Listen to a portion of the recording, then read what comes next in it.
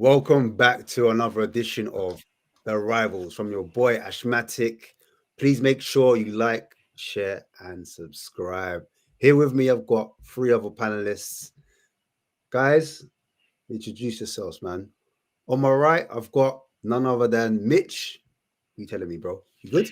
Yo, yeah, all good, man. What's going on? You all good? Oh, it's freezing. The snow's outside. International Week is finally over. Yes, You can celebrate. Pop the champers. Hey, it's back. Some big games as well. Big games this weekend. Now listen, NLD Derby, biggest Easy. derby in the world. Oh, no, allow that. Hey, biggest oh. Biggest derby in North London. Hey, I don't know, man. Sunderland Newcastle, but yeah. Sunday kicks off 4:30. Be there or be circle. I'm sure a lot of people will be watching it. A lot to talk about. But also, before we get there, got Tune Tactics ready to talk about all things Newcastle, and obviously there's a big international week. There's a lot of talking points. Bellingham, Foden, that's our favorite talking points. An assist to Eze. Our Newcastle journalists are getting called out for some of their takes on Bellingham as well. He's your journalist, Hope. Craig Hope, yeah. Yeah, Hope, yeah. I thought so. Jeez Louise, bro.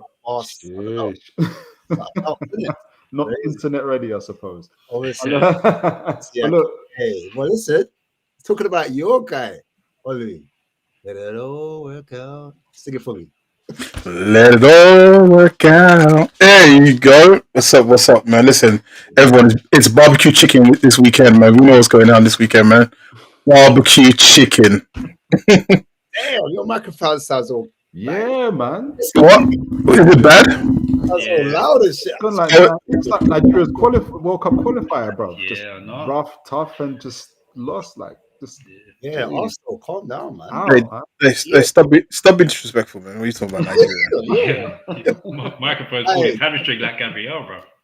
We got to the chat each and every time, man. I see you still from and UEFA, is it FIFA, tried to help Nigeria so much.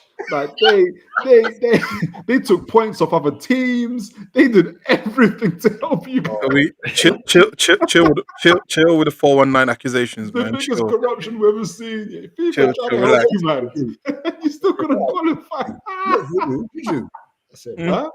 That must came with everything. My man came out and said they did voodoo in that. Oh, jeez. Blowing dust. Voodoo, yeah.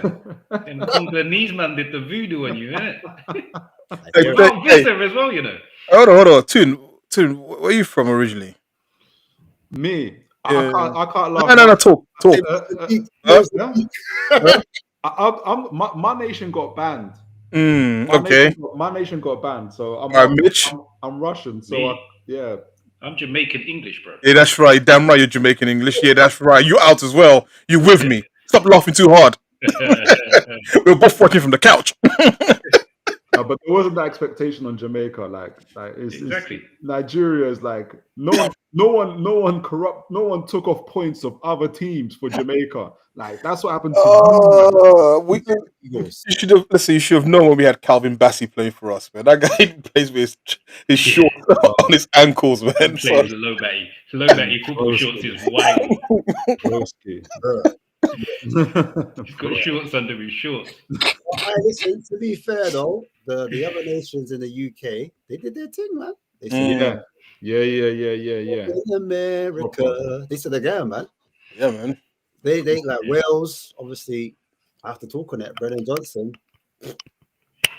top bins, like he did a banger. Is what it is. I hear it still. And then Troy Parrott, formerly of Spurs again. That was a hat trick to remember. First ever Irish hat trick, getting him to the World Cup final. That was emotional up to the Irish viewers, man. Scott McTominay for Scotland and all that. Oh, hey, listen, would you take him? I think I would. Well, Mitch will know this. When Eddie Howe wanted Scott McTominay and everybody in Newcastle, Eddie Howe was the only one that wanted Scott McTominay, and everybody was saying no. Why would you want Scott McTominay, including me? Eddie Howe. So this goes on the truth. Eddie Howe was the one guy that wanted Scott McTominay out of everybody, but he was being misprofiled. That's why. Them man don't know how to profile. They don't know how to profile. Tell Yobs when he gets here. They don't know how to profile. Yeah, bro. They paid him as a 6/8. Like, what we doing? Yeah. Huh? What we doing there? It's mad. Like, he just. He grew his hair out and he said, "You know what? I'm about He's to the boss in Napoli, man. He's the boss. He's the boss in Napoli. He's crazy. Do you see him like having a cigarette in restaurants and stuff like that? Like he's proper Italiano, bro. Drinking coffee. Serious. I'm like, yo, he's proper down like. Yeah, the bicycle kick though, the confidence to pull that off, like that crazy. That was mental. Well, when you've been nominated for Ballon d'Or, when you've been winning the Scudetto, wait, we're not letting that go. What? Ballon d'Or. This guy is so bougie, man. My man said Dior, you know. Ollie's looking for payback for hard. Oh, I've been waiting. I've been waiting. Alright, I've been waiting. And it's you, especially too. And you've been the one instigating. No, that was Yoms. It's That 1-1. was Yoms. That was Yoms, man. Well, your own brother, bro. Well, I'm lumping you with him. I've got you now. Balandio. What's in Nigeria? Ballon d'Or. Ballon d'Or. Ballon, open the door. door. Yeah, crazy. Scotty is he's doing his thing, man. He's doing his thing. Living his best life, man. Yeah, man. Yeah, and they won by quite a bit as well. It wasn't even 4-2. Yeah, it was like They won 4-2 because they came Moscow. Who was it? They played again. Denmark. They came back and it's 2-2, and then Tierney hit that into that bender, and then the one from the halfway line. Yeah, that was crazy as well. Yeah. No, big up Scotland for that, man. You know what? International weekends, or week, shall I say? It was like Portugal. You know what I'm saying? Belgium. Not a lot of people talking about it. No Ronaldo. You know what I'm saying? Oh, is it making a difference? Like, where Ronaldo plays, he's like, listen, I know the team sheet already. Yeah. You can take a back seat. I know like Bruno's gonna be here. You know what I'm saying? Silva's gonna be this way, like it picks itself. But now he's out he's out the hot seat. I remember he got red carded, didn't it? Against Ireland. They lost 2-0. Yeah. Obviously, he had to miss that game. Obviously, suspensions. And now Portugal is bopping teams off. I know it was was it Armenia or something? Armenia, is that what? Armenia. It's Armenia, bro. I can see who failed their geography exam. What I said. Them Armenians, bro. Like you've been there. Mr. Dior. Okay.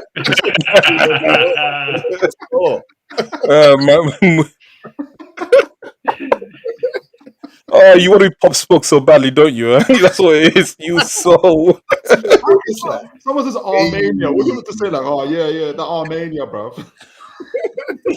It's population same size as Croydon, man. You're lucky Stefan weren't here, bro. Like he'll be killing you. Guys, he lives right next to them. He's right. Apologies. All my other nations, you know what I'm saying? Before I get corrected again, I don't maybe why people don't like, especially in England, we don't focus international so much because maybe we got it easy in terms of the group stages. Yeah, they're gonna change that apparently. Is it? Yeah, they're gonna move it around to make it more spicy because at the moment, like people need to, and they're gonna try to combine it into 2 rather than doing 3 separate little breaks. They're gonna try and push it all together. So go for it. But Haaland, look, he's a machine. He can't stop.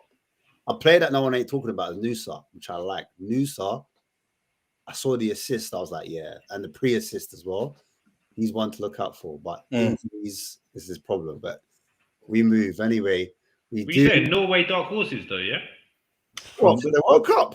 They're not gonna do nothing. Nah, man. Listen, they didn't lose. They won all their games. Bro, when you've got a monster like Haaland up front, you can defend with 8 players. And just I'm looking at it now. They attack with the other 3 and you'll get a goal again. The guy was in the game. He's injured. It was 8 wins, 37 goals scored, 5 conceded. What are we saying though? I mean, I always bring us up though, but Kane, Haaland. Well, who's the better striker? I still take Kane. As much as I hate to say it, I just. It's that mask in it. It was when he ripped that mask off, innit? Don't do that. Don't do that. Don't do that. Harry Kane! I think I'm just about in the Haaland camp though, to be fair. I'll probably yeah. I might be there because I'm watching. I was just rewatching Liverpool versus Man City. There's a YouTube channel where you could get to see it from an angle as if from the stadium type of thing. But like it's proper. Have you seen it? Like it's like you get to see everything. I'll send you the link. Like it's mad. Like I've seen it on German games. They do for German. They get a tactical cam. That's a tactical cam. Tactical cam. That's the assist as well, you know. All over the top. Honestly, City was so good, so good, and Haaland, jeez, man. You know what he's giving me? He kind of gives me like you remember Torres, that 2-3 years period, 2 year period when he was frightening like that. He's giving me that vibe. Yeah, I wish Preach was here because remember all that smoke he was talking before that Man City game about we don't lose in the Champions. Hold on. Remember we said timestamps. Have you got the timestamps? Because remember we talked about timestamps and that. Do you remember the timestamps? I can't remember it. I need to find it. I should read it now. The first one was something like 47 minutes or something like that. That's it. We talked about timestamps. We talked about that. We said you're drinking that Real Madrid Kool-Aid. We'll talk about them fullbacks. I was talking about them fullbacks. I didn't want to hear it. I told you, bro. Did not want to hear it. No, but we got it. We're playing like I want to play, bro. These are champions. Trophies, bro. All right. Once I hit trophies, there's no talking. There's no coming back from this. Like, but talking about Liverpool, they want to sign a certain winger, innit? Who's Semenyo? I thought Man United went to sign him. Yeah, Man United said they're looking for a tricky winger, but they're not sure about guys. Is it me though? But is Semenyo all that? Like, and I mean it in the best, nicest way. Like, let's like what takes, Scott? Let's do this. I was gonna ask you guys for like a little scout because I was skimming through a scouting report, but he for instance, his shooting numbers aren't the greatest. Like, he's got some mad shooting numbers outside the box. Yeah, like even worse. Like it's not good. Like what he's doing sometimes, and I don't know. I think. Don't get me wrong. Good attributes: tall, strong, athletic, dribbling. But there's something about him that just says to me, just above average. Like he's not. I can't. I can't. Do you know what I mean? I can't have him at your club either. Nah. Oh, what? Olu? Yeah. Olu. Yeah. I think he's got. He's fanboy trying to. I hear that, but I think he's got a touch of the Dominic Solanke about him, i.e., that one season that's gonna make you feel. It's North London, baby. Nah, nah, that's sort of Martinelli, but trust how to start. Anyways, now Semenyo, I think that he started the season off well, and I think like sometimes when players just play at a level that you go, oh snap, where do they come from? But you don't know if that's sustainable for a longer period of time. Yeah, and when you look at like and I know people don't like to look at numbers, but if you look at his numbers, because what everyone is sort of harping on about this season is the fact that he's scored so many goals. Yeah, he doesn't score that many goals in general, so it almost feels like it's a purple patch, and that's why I said it's a Solanke thing because Solanke, I think he's performing what he is as a player. I think he's going to be he might be like a Hudson-Odoi level in terms of at his best. But I don't. I think he's kind of hyped right now, and I think I hope Liverpool get him. I said it makes no sense to me when they've got other issues to sort out. Do you know what I'm saying? I'm saying, bro, should they not be focusing on centre back? Should they not be focusing on midfield? Like, as in, they lost Trent, who's a deep line and playmaker. Like, why not address that? Because you've got a forward line now. You've actually got a forward line. I don't think that's an issue. Do you know what I'm saying? Wirtz was operating on the left. He can drift into the middle. Bowles also can play on the left. And guess what? France, Ekatike, did you not see him on the left? I'm not saying but I'm saying that's an alternative to a potential another player that can play on that side. Do you know what I'm saying? I'm not saying don't get a forward player, but there's other issues that you need to deal with first. I'm looking at his FB ref stats. You guys tell me, what would you want from your left winger? What would be like? For me personally, because my left side is so like, you know what I'm saying? It's just in the mud. But what kind of metrics will let you know? Yeah, this is a good left winger. Progressive first touch. So his first touch is hold up. I want my forward player because on my right side I've got that in Kudos. Like, so progressive passes received, you mean? Yeah, progressive passes received. 43 percentile. Oh, it's not great now. 43 percentile. What about received? Yeah, progressive passes received is 43 percentile. But just received, like not progressive. Oh, just received. See that? Where is that? It just doesn't have just the received ones. It has progressive passes, carries. All right. Even the carries is at 56 percentiles. Media. Broski, successful take-ons. That's the season, though, isn't it? That's the season, right? Was it the last 365 days? Yeah, the last 365 days. Even for me, I like shot. Okay, shot volume is obviously I like that, and then crossing. Has it got shot creation? Shot creation actions. Then go for that. Shot creating actions. SCA in it. Where is it? Yeah. Shots total, shots target, shots on target, shots. All right, Mitch, why do you do that, Mitch? What about you? What's your opinion on Semenyo? For me, he's very patchy.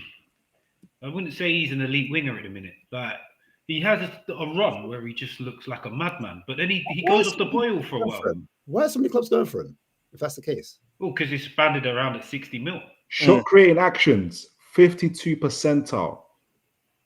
What are you saying? Tavernier's got more than him. What's going on? Joski. Live ball passing.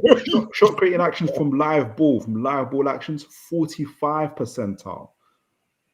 Yeah, it's not looking good. It's not looking good, bro. When he's on, he's elite, but he has to be on to be elite. He has like 2 of them, and then he has 3 sort of games where he's okay, and then he goes off the boil for 3, 4, 5 games. Like, touches in the final third, in the defensive third, 57 percentile. I don't know, man. I thought his stats would have been a lot higher.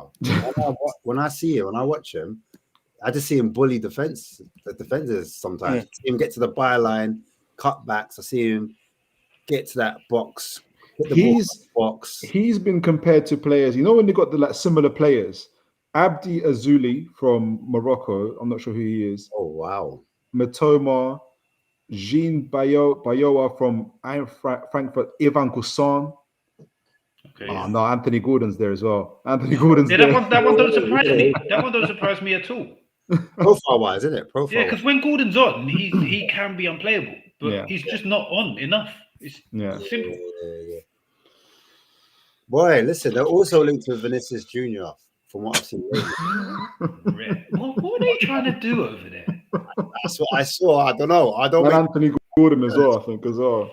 I'm not jealous, innit? But Arsenal linked to Rodrigo. I see that. They've lost their way. Some people can't handle power. Some people are really good at fighting for power. But and some people are good at like Thanos right now. Yeah, do you know what I mean? But some people aren't very good when it comes to power. Like honestly, they got way ahead of themselves in terms of everything. Like if they do this Semenyo, like I said, I hope they get a Semenyo. You want to see the downfall? Is that what you're saying? It's just like if money got to their head. Yeah, like when something gets to your head, that's what I feel like.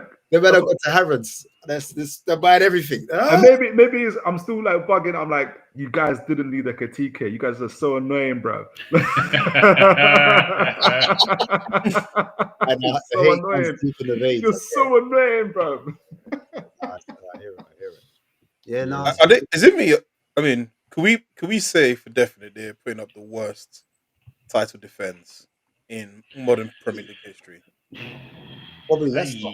Probably Leicester, isn't it? Well, where you go, because the Leicester thing is interesting, but when you put also the fact they spent close to 500 mil as well. That's certain man's debt, certain nation's debt. Exactly. So it's not just the fact that they finished first and now they're what the 8th right now, and obviously it's still a long season. It's the fact they spent so much on, and they broke the transfer record twice as well. And they sold his decision. Sorry, go on. I was just going to say, and they sold the players they should have kept. Diaz. Yes. I'll say Nunes. I don't give a monkeys. Like that guys, everything that they need right now, it's gone. It's gone. It's gone, bro. It's gone, bro. No, I was gonna say, you're right. They haven't replaced Diaz, in my opinion, unless they were gonna use Ekitike as the Diaz. Because remember, Diaz was the false 9. That's how Slot used him. But are they a victim of not doing this whole Prem proving thing, or is that a myth? Like, what do you lot think about the whole Prem proving thing? Because a lot of people say, You need Premier League players to hit the ground running. What they did it with Isak, and he hasn't hit the ground running. Yeah. Galanga But you hasn't hit know the they're ground blaming running. us for that though. You know they're blaming us that's actually caught on. Yeah, Like yeah. Newcastle delayed things. Well, he didn't get a season. I'm like, are you guys like This is Isaac. This is I'm Isaac. like, are you guys mad, bro? Are you insane? The guy went on strike, broski. He didn't have to miss a preseason. We were all having a preseason. He went on strike. You guys, bro. They turned Isaac into Isaac, man. Hey, Oh, wow. Buddy. Jesus. Whoa. Did you just make that up on the spot? Just make that up on the spot. That's impressive. Wow. That's crazy. They didn't go the way expected it, did it? They did not go the way you expected it to go. Real life. But on the Prem proving thing, okay, so let's take Isaac out of the equation. So Ekitike, we can say, I mean, yeah, he's gone a little bit off the ball in the Premier League, but he was like a duck to water, yeah? Yeah. You'd think Frimpong with his pace would be able to sort of adapt quicker, right? Yeah. Because usually people who don't adapt well tend to be not physical, not quick enough. Yeah. The only person you can possibly say is Florian Wirtz. Out of all of them, that is the one you'd go, right, is the one that you could see why he's struggling a little bit. But most majority of the players they've bought should, in theory, Kirkus has played. Kirkus was proven, and he's still Exactly. up. I even forgot about him. That's how bad he is. Crazy. So I don't know. I think the Prem proving thing is a cop out for the fact that they've just fallen off a cliff as a team. Like in terms of you don't believe in this whole Prem proving thing. I believe in the Prem proving thing. I do think that with Liverpool's case, you have to remember that Slot changed his system, so that's partly why those players don't look the same. If Slot kept his system, for them. You say no. I mean, he's doing a new thing. You have to evolve your team, isn't it? And that's what he's done. But whatever is with the system and the players isn't working. I personally think Salah's the one that's holding them back. Is it? Yeah, I think Salah's holding them. Semenyo was meant to be the Salah replacement because if so, is the Hawk. Semenyo. Yo, is he meant to be Salah's replacement? It was meant to be who's that kid on the right? They had the right one. Was when they were looking at Elise. Rio, that's a Rio. No, they can't be replacing the 16-year-old kid already. No way. Can't be him. That is crazy. It was somebody else. I forgot who it was. They're talking about Elise. Do you remember I was saying to Preach at the time, like when they were going to play C, I said, I reckon you should put Frimpong at right wing at this stage, like because in terms of what you need to, because again, maybe because no, I'll correct it. 5-3-2. Yeah, 5-3-2. What's that for Liverpool? Yeah. Wing backs. Have they even got 3 centre backs though? Liverpool need to play like Man United. That's what they need to be doing. They need 2 centre backs. They got Gomez, isn't it? Gomez, no? They're gonna have to drop Gravenberch into the back 3. Yeah, well, boy, it's something. Well, remember they moved Szoboszlai in it. He played right back a couple games. Well, that whole gimmick is now ended, isn't it? Yeah, he doesn't look great anymore, right back, does it? Cooked when I said that. You drop any physical centre midfielder into fullback, they're gonna look cold. There's no way back for Liverpool in this race. Is there a world where Slot, if he doesn't win the next 2 or 3 games, he's under pressure? He's already under pressure. Oh man, what did he win? He won like 1 in 6.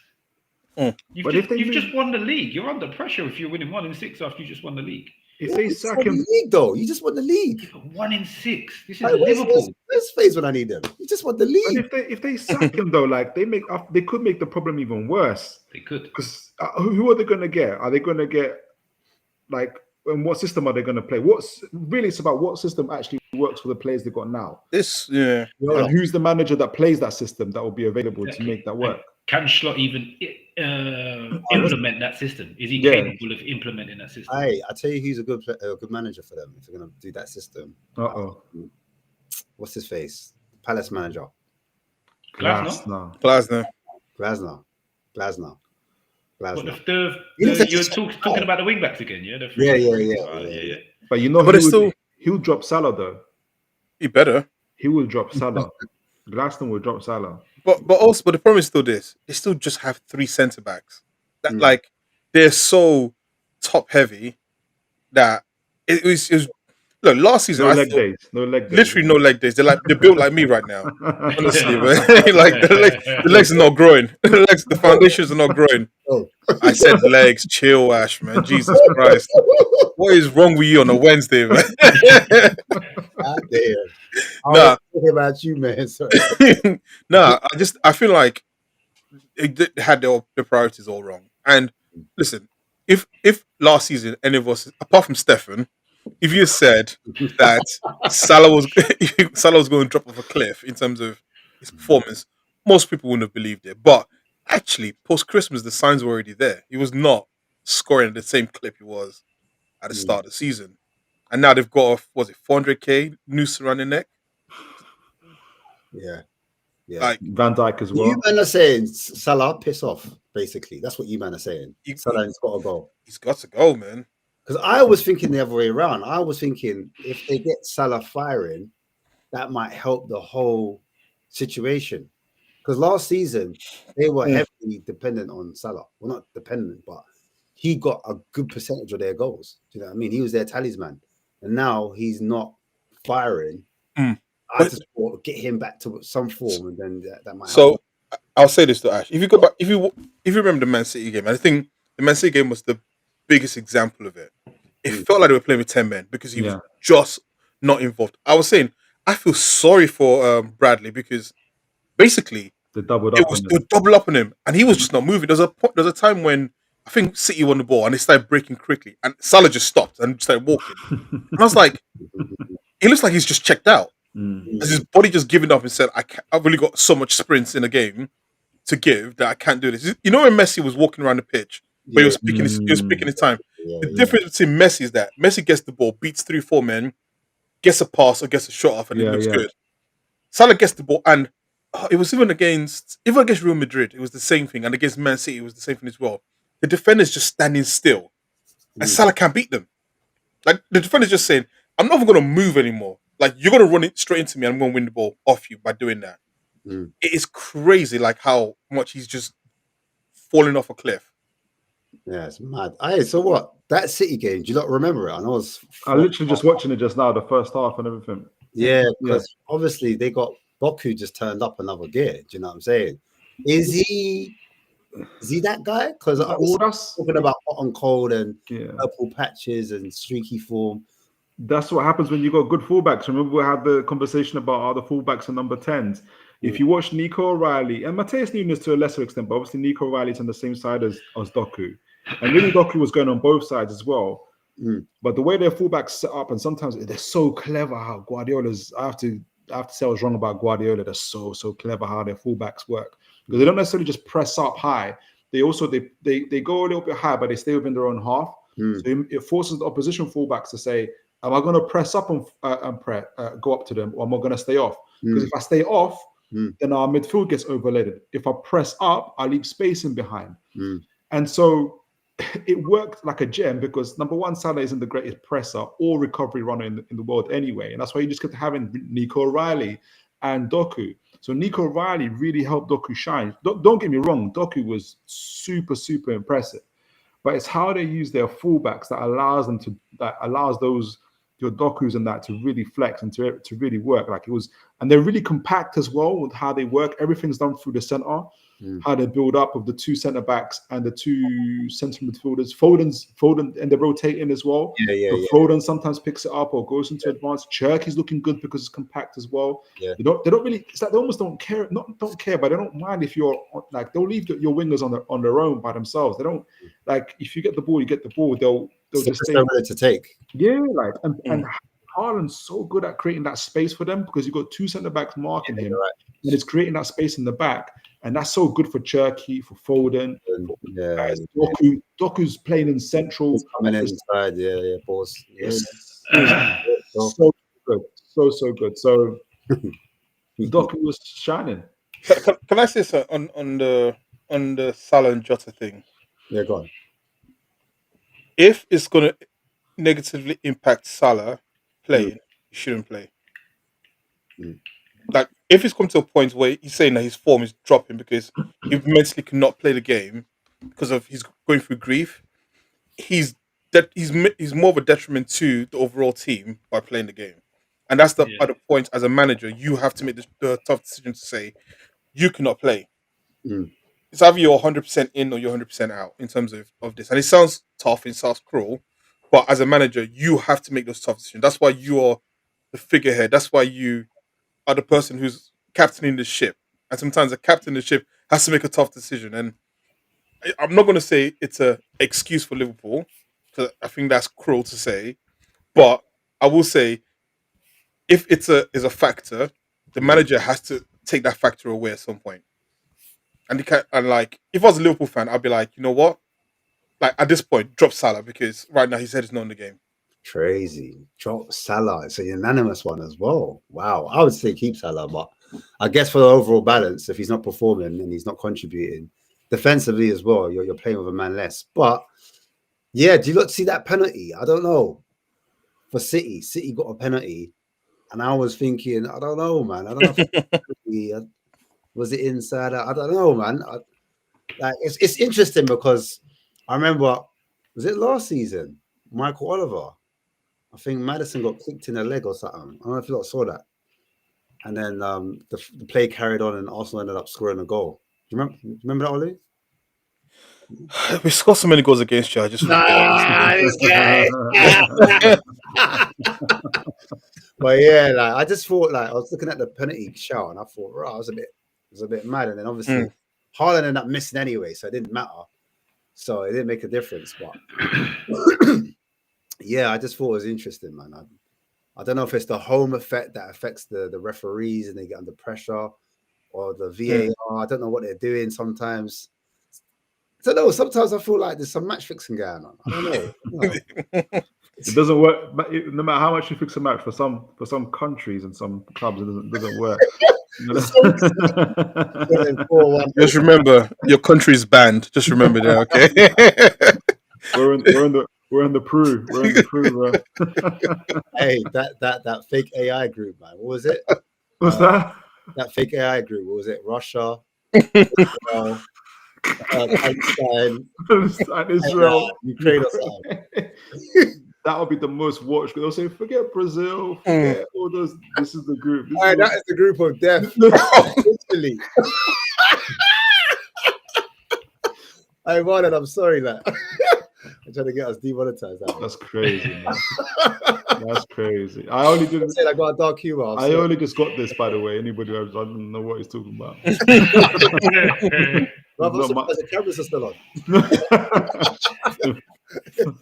This is my protest. This is my protest. Yeah, I'm not involved. Hey, that's it. I'll rock with you, Ashley. I'm there. This is the Titanic out here. If the ship's sinking, we're both going. It's all calm, bro. Yes, brother. You fight this rebellion. Yeah, man. All right, shall we talk about the the derby, the NLD for a little bit? Should we go into it? Let's do it. Let's do it. Let's do it. Wait. How are you feeling about it, Ash? That's what I mean. Listen, look, both clubs you feeling going into it, both having a draw, like 2-2s and that 2. It's crazy. Both reside on the north side of London. You know what I'm saying? I think there's more at stake for one club than the other. I know it's early in the season, but we haven't got the greatest record. In fact, our record in the last 10, 15, years has been quite smelly. I'll be honest with you. So if I'm looking at the past, then it's not really happy hunting ground. But I will say, look, all of that goes out the window, in my opinion. It just comes down to bitter rivals. Both clubs won it. They've both been brought up as youngers, like, whatever you do, don't lose to them lot down the road. You know what I'm saying? Do not. They've been taught from the kids, from academy high, from knee high. Do not lose to the Arsenal. Ash, you need to change your teachers, boy. Because Why? Because just the amount of losses you be catching against us, man. Boy, listen. Look, last season we had a manager that was, gung ho. And But you, no, wait, did you draw? Was it last season? Was 2-2 the draw? It was 2-2, innit? I thought that You was guys got like 2-1 up or something. Was it the season before? the season before last season. Oh, okay, yeah. And was last season? Last season was 1-0, wasn't it? Record that we've never lost twice to you lot in that, and I think he managed to do that. He managed to lose to all the London clubs. Some type of record he managed to do. Fair enough. We beat you twice last season as I raised well. it from my memory, so you're probably right. It probably was 2-2. Yeah. I don't want to check it online. I've got to check it. I've got to check it because search now what happened last season. I know we did the double on you guys. So listen, like, yeah, for me, if Frank gets this right, then he will get a lot of grace. He'll get a lot of people behind him, and I think this is massive. I think the way the fan base is at the moment, because the games aren't like super. Like the Tottenham way is more attacking, in it. That's what fans want to see. They want to see attacking football, and we've got the best away record in the league, going to Arsenal. Do you know what I'm saying? And I think that's what a lot of Spurs fans are leaning on. That's their hope. You know, we've got the best away record. We're top of the league in terms of away games. We're going to our biggest rivals, and this is where we need to do. For Brentford, obviously, he did well against Arsenal. I'm not saying he won all his games against Arsenal, but he's had a decent record against Arsenal in his Brentford career. So the hopium is there, isn't it? This is where, like, comes to me. I look at back in the day, we had Kane and we had Son. So, like, the little chances we did create, he could punish them. Do you know what I'm saying? I just think now we're looking at slightly different ways to kind of open teams up. Where I'm used to us like hitting teams on the transition and getting that odd goal here and there. We're having to look at different players and different ways to break them down. Do you know what I'm saying? That's me being like optimistic, would you say? Do you know what I mean? But Olu, what do you think, man? That's just me. Like, how do you feel about that Gabriel going out? You know, he's the one. Because for me, that set piece threat, he was the main guy that led it. You know what I'm saying? He went, got all the troops from behind, pause if I have to, and then they would run, like, you know what I mean, his way through, and he would score that goal. But like, he's out now, so I'll say this from a Spurs perspective. Like, I'll be more afraid, and this sounds so weird. This is gonna sound so weird. I'll be more afraid if you start Brennan Johnson, because I think he would score. I was thinking the same thing, but I didn't want to say it. Go on.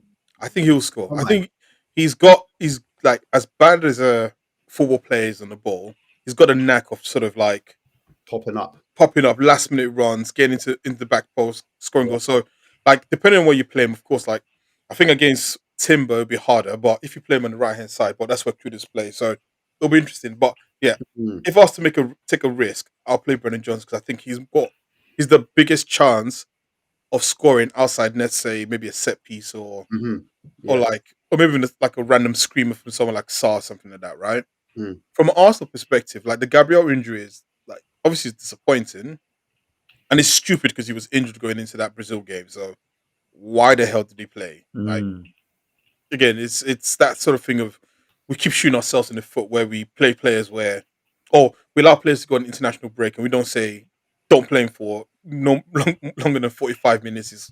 He's got injury. But at the same time, Arsenal fans, we've been harping on about, we've got the best squad depth. We've bought like an amazing defense of players who we think could play in any team, right? So this is the time where you just got to say next man up. If everyone says, Hincapié is a great player. Again, I didn't watch Bayer Leverkusen close enough, or in fact, I only watched like one game, which is like when they won the league. Really, if he's good enough, then the fall off should not be that great. Yes, we lose the threat from corner kicks because at some point, they were putting 3 defenders around him to try to stop him. Yeah.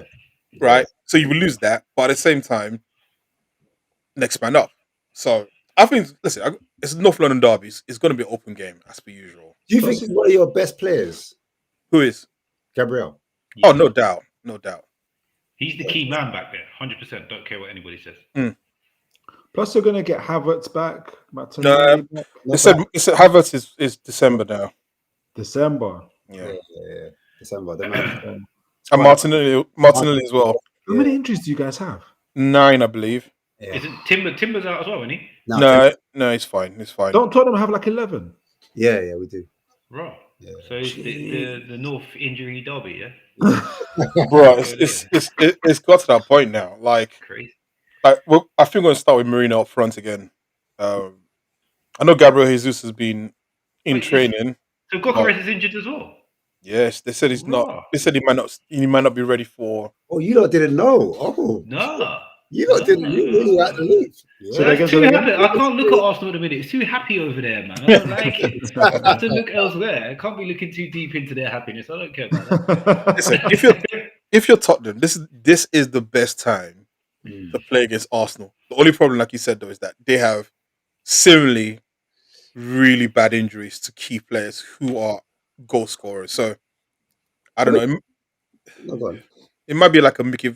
If Tottenham were to attempt to do something, it might be Mickey Van der Ven doing something random or Romero, but or Brennan Johnson, like I said. Interesting. Yeah, I mean, like, what do you lot make of Eze at the moment? Like, we'll talk about purple patches and streaky performances. He's in the Semenyo bracket for me. Because you know what it is with Eze, yeah? I'll be real, like, I think Arteta's trying to play him like he's Odegaard in that right spot. If that makes sense. Like, he's a different player, but he's trying to profile him, pigeonhole him in that position. But I don't think Eze for me is too relaxed. Whereas Odegaard for me is the leader, starts the presses, you know what I mean? He kind of like, he sets the tone for the team. But Eze is more like, chill vibe, you know what I'm saying? You know, like the guy with the t-shirt, he's got his hands in his pocket. Orange Cassidy, yeah. Yeah, bro. Yeah, like I think he does that with a little bit with Guy Koresh, and like he tries to play him like a Havertz, like a battering ram. If that makes sense. Do you know what I mean? And I don't know if he's like, bro, it's not Mandy, it's not Cindy. Like, why are you trying to change me for, man? What are you trying to yeah, man, you gotta look at the players you have and put them in the right position and maybe tweak things here and there to make the best out of the players. That's just How do you think he's being used now, and how do you think he should be used? Eze for me is in the right half space. There's a right 8. He's not played in the left 8 because that's where Rice operates. Do you understand? Yeah. And he's not playing out as a left-sided player like a left winger. So then, at least if he was left wing, it'll be a bit closer to where he was playing for Palace. Because Palace plays a left 10, innit? Or it depends what you call it, left 10, left wing. But he was in the front 3 of a left in Palace. Do you know what I'm saying? He was allowed to drift and do his thing. And that's why when you see him at England, he looks a bit more of a goal threat, in my opinion, under Tuchel. Do you know what I'm saying? And we'll talk about Tuchel again in a bit. But yeah, do you know what I'm saying? I just feel like, he's trying to change him. And I don't know. Well, I just think that, listen, Odegaard going injured obviously changed the plans in terms of how, and he had to play him in the middle. So, I mean, obviously, the choice could have been to play someone like one area there as well. But he needs to go out alone. Apparently so. He's a half step away. I think people underestimate just how good Odegaard was or is. I think he gets so much stick. Say again? A lot of Arsenal fans are getting onto him. Now they know you don't know how good someone is until it's gone. Like, he's so good. Yes, he's not your Kevin De Bruyne. Like, I think sometimes managers miss profile players. I feel like fans also miss profile players. Like, he's not necessarily going to be there to unlock doors and stuff like that. And people say, he slows the game down. He slows the game down because he's intelligent and he wants to start the pattern of play that you've got going on. Like, he will do what the manager tells him to do from that sense, right? And going on with contrast to Eze, you're speaking about Eze. Eze's still learning the system. Yeah, and I think he's still. And he wants to play. Obviously, he's fighting between how he was playing before and how Arteta wants to use him. And like you said, he's having to plug that hole with where Odegaard's missing. So he's not allowed to be himself. But I kind of agree with you. I think just play him on the left wing. I don't know who's the best similarity to Odegaard. Can Zubimendi play there? And then you play someone else in the 6? No, it doesn't really work like that. No. Yeah.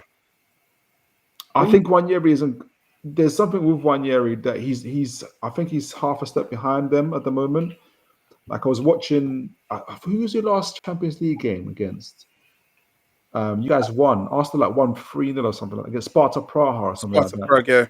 You know, even the quality of opponent wasn't that great, but one year he just felt a bit. Arsenal have a really clear system, like how their players rotate and everything that they do.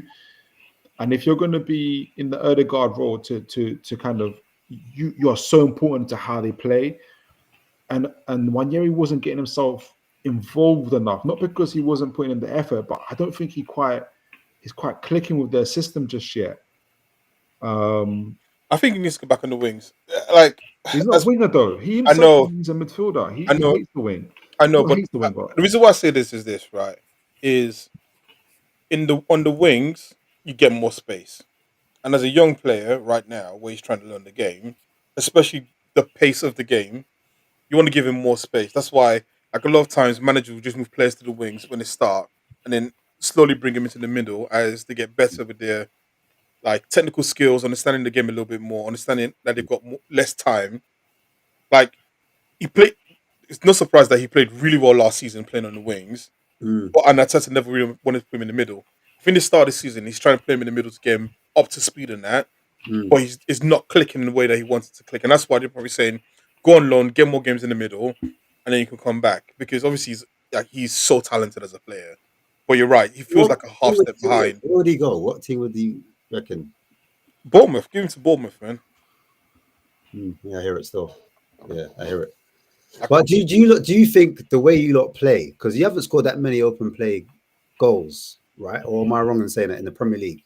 I think it's still a high percentage of In the it's, public competitions you have, but I mean the Premier League specifically, because it's still a high percentage of goals are like so it's weird. So they call it eight goals, right? Am I wrong? Is it 8 goals? yeah, but it's weird. So there are 2 goals which are considered set piece goals, which were Zubimendi's volley. There's Yeah, another goal where it was again. I think it was Eze's volley as well against Crystal Palace. They consider set piece goals, but actually because right. it's still in the same phase. But in reality, it wasn't like a header or a. It was like a rebound and then they hit like That's off the a back volley. of a set piece, basically. Yeah. Yeah. So I think it's like almost 50-50 if you were to like classify those goals as non-set piece goals, but right now it's like 65% are still set pieces. That sounded like a reach. It was a corner into the box that dropped out to the edge that he scored. It was a set piece, bro. Let's not do this. Yeah, but what I'm saying, like, when I say it's a set piece, actually, it was a corner that dropped out to the edge. Yeah, but it was. Do this, bro. Was you talking about Eze's one against Palace as well? Yeah, well, no, but if you look at the volley, the free kick that didn't even leave the box that he volleyed into the back of the net. But was the volley had a high degree of difficulty in it, right? Yeah, it did, but it's still a set piece, bro. I don't know. I don't like that being called set pieces because I think it takes away the quality of the goal. It's close, but come on, it's still a set piece.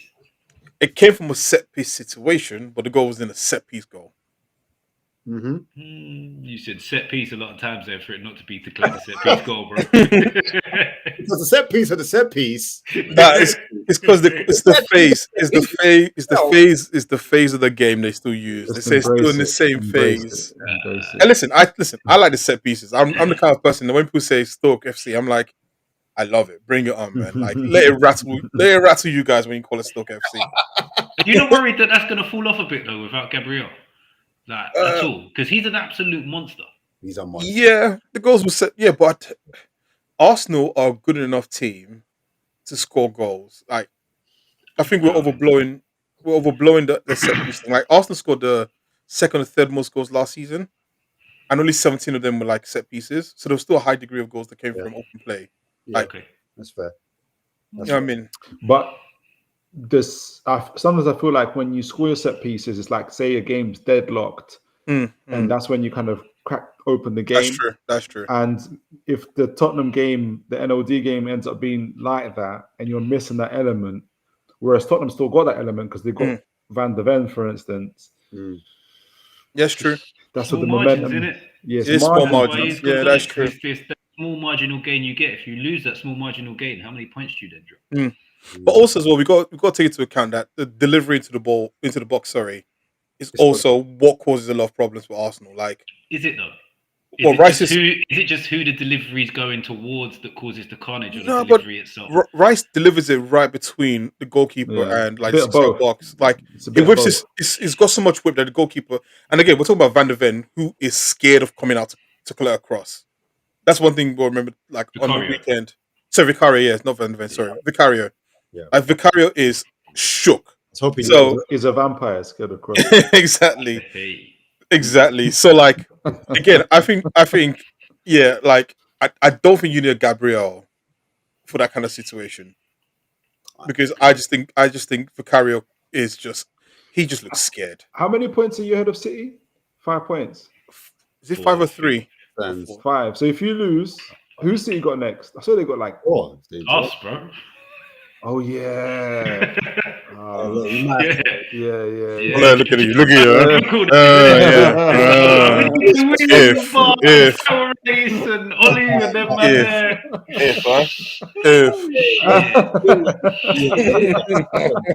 It's a sticky one. That's right, too. That's right, Toon. Exactly. St. James Park as well. Yeah, Yeah.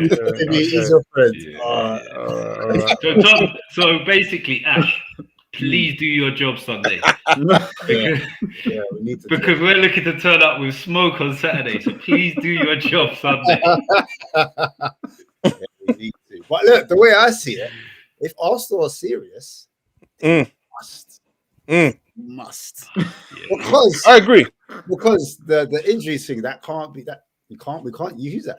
I agree. I am 100% agree with you. Their squad is now deeper. Yeah. You know what I'm So saying? who's playing up front for Arsenal then? They're going to be Marine, Trossard, Mikel. I know. Oh yeah, what's it? Mikel. Yeah. Mikel Bruno. and who? Mikel Trossard and Saka. Saka. Oh. Yeah, that's it. Yeah. jeez. Yeah, but Okay. Mikel's been doing his thing though, isn't it? Mikel's been But I think Tottenham are a better quality.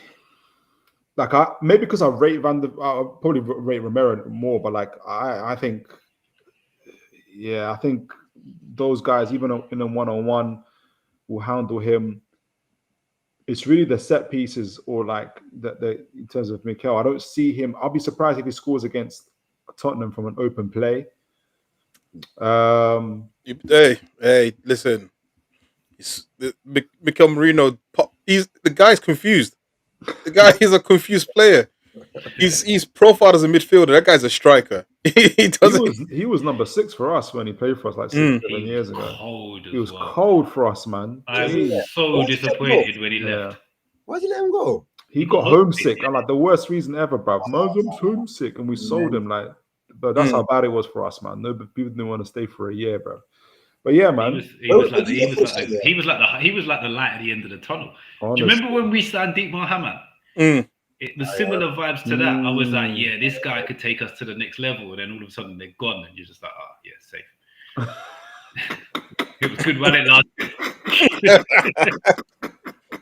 Hey, Ollie, can I ask you a question about Arsenal in terms of like, playing style?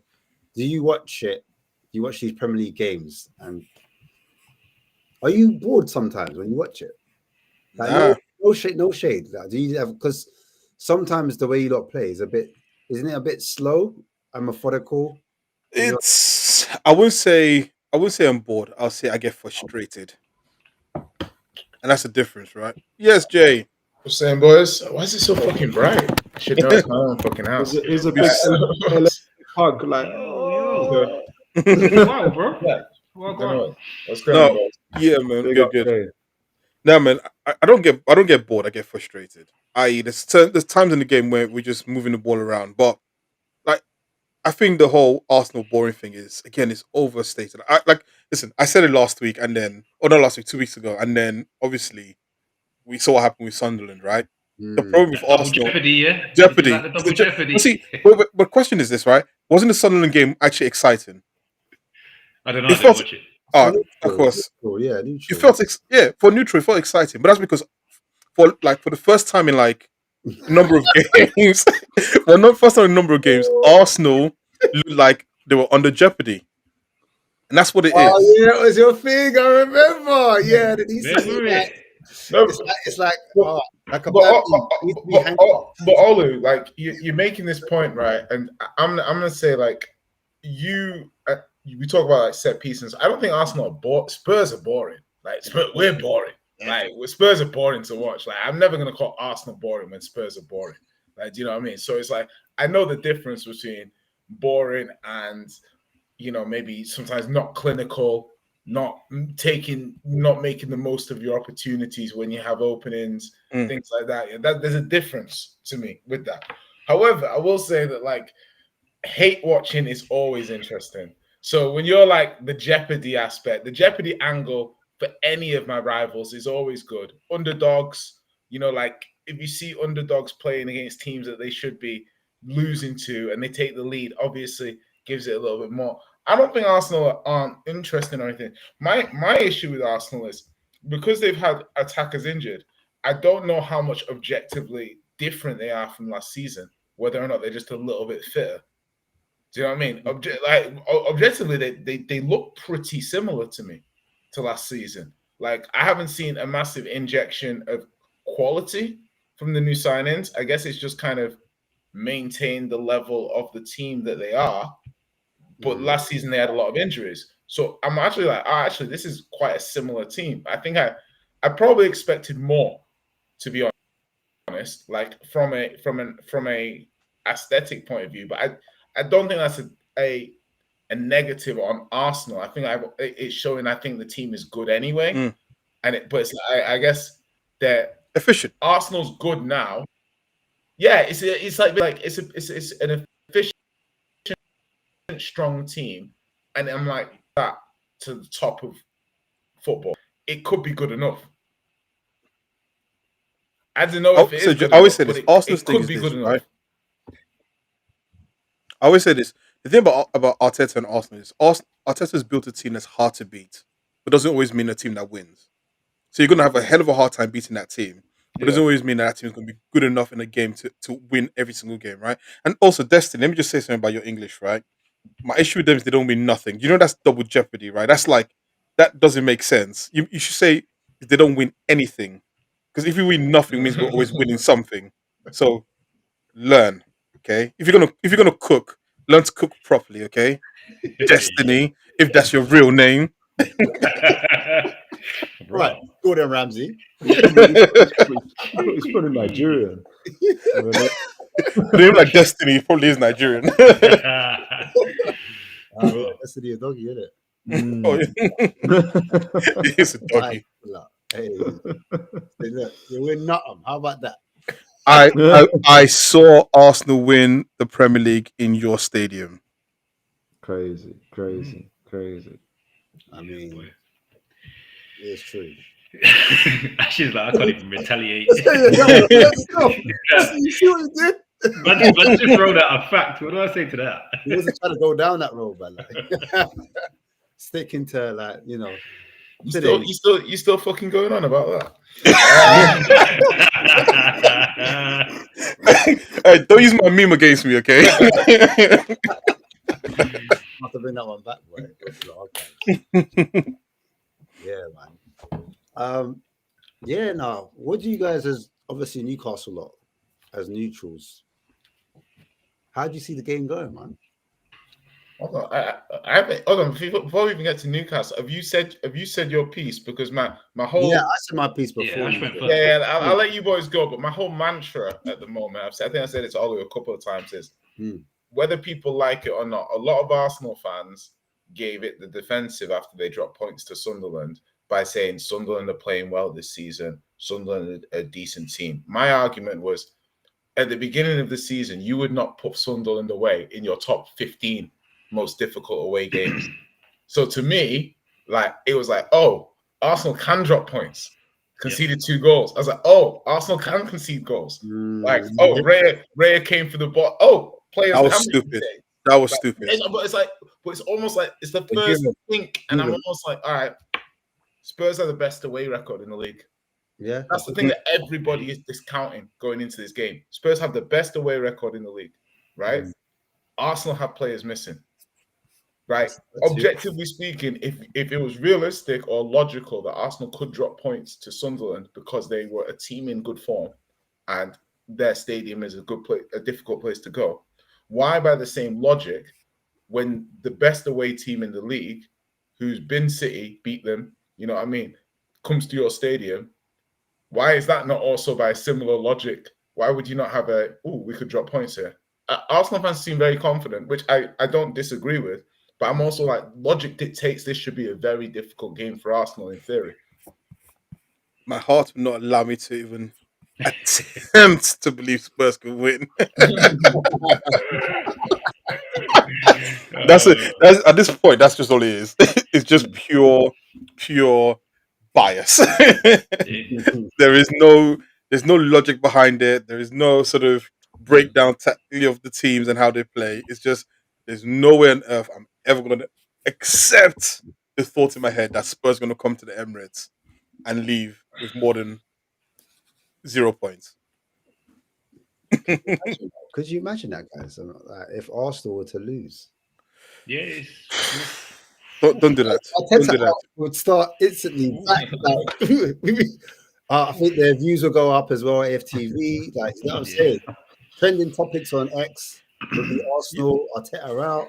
Next week, I might just be traveling to Nigeria if that's the case.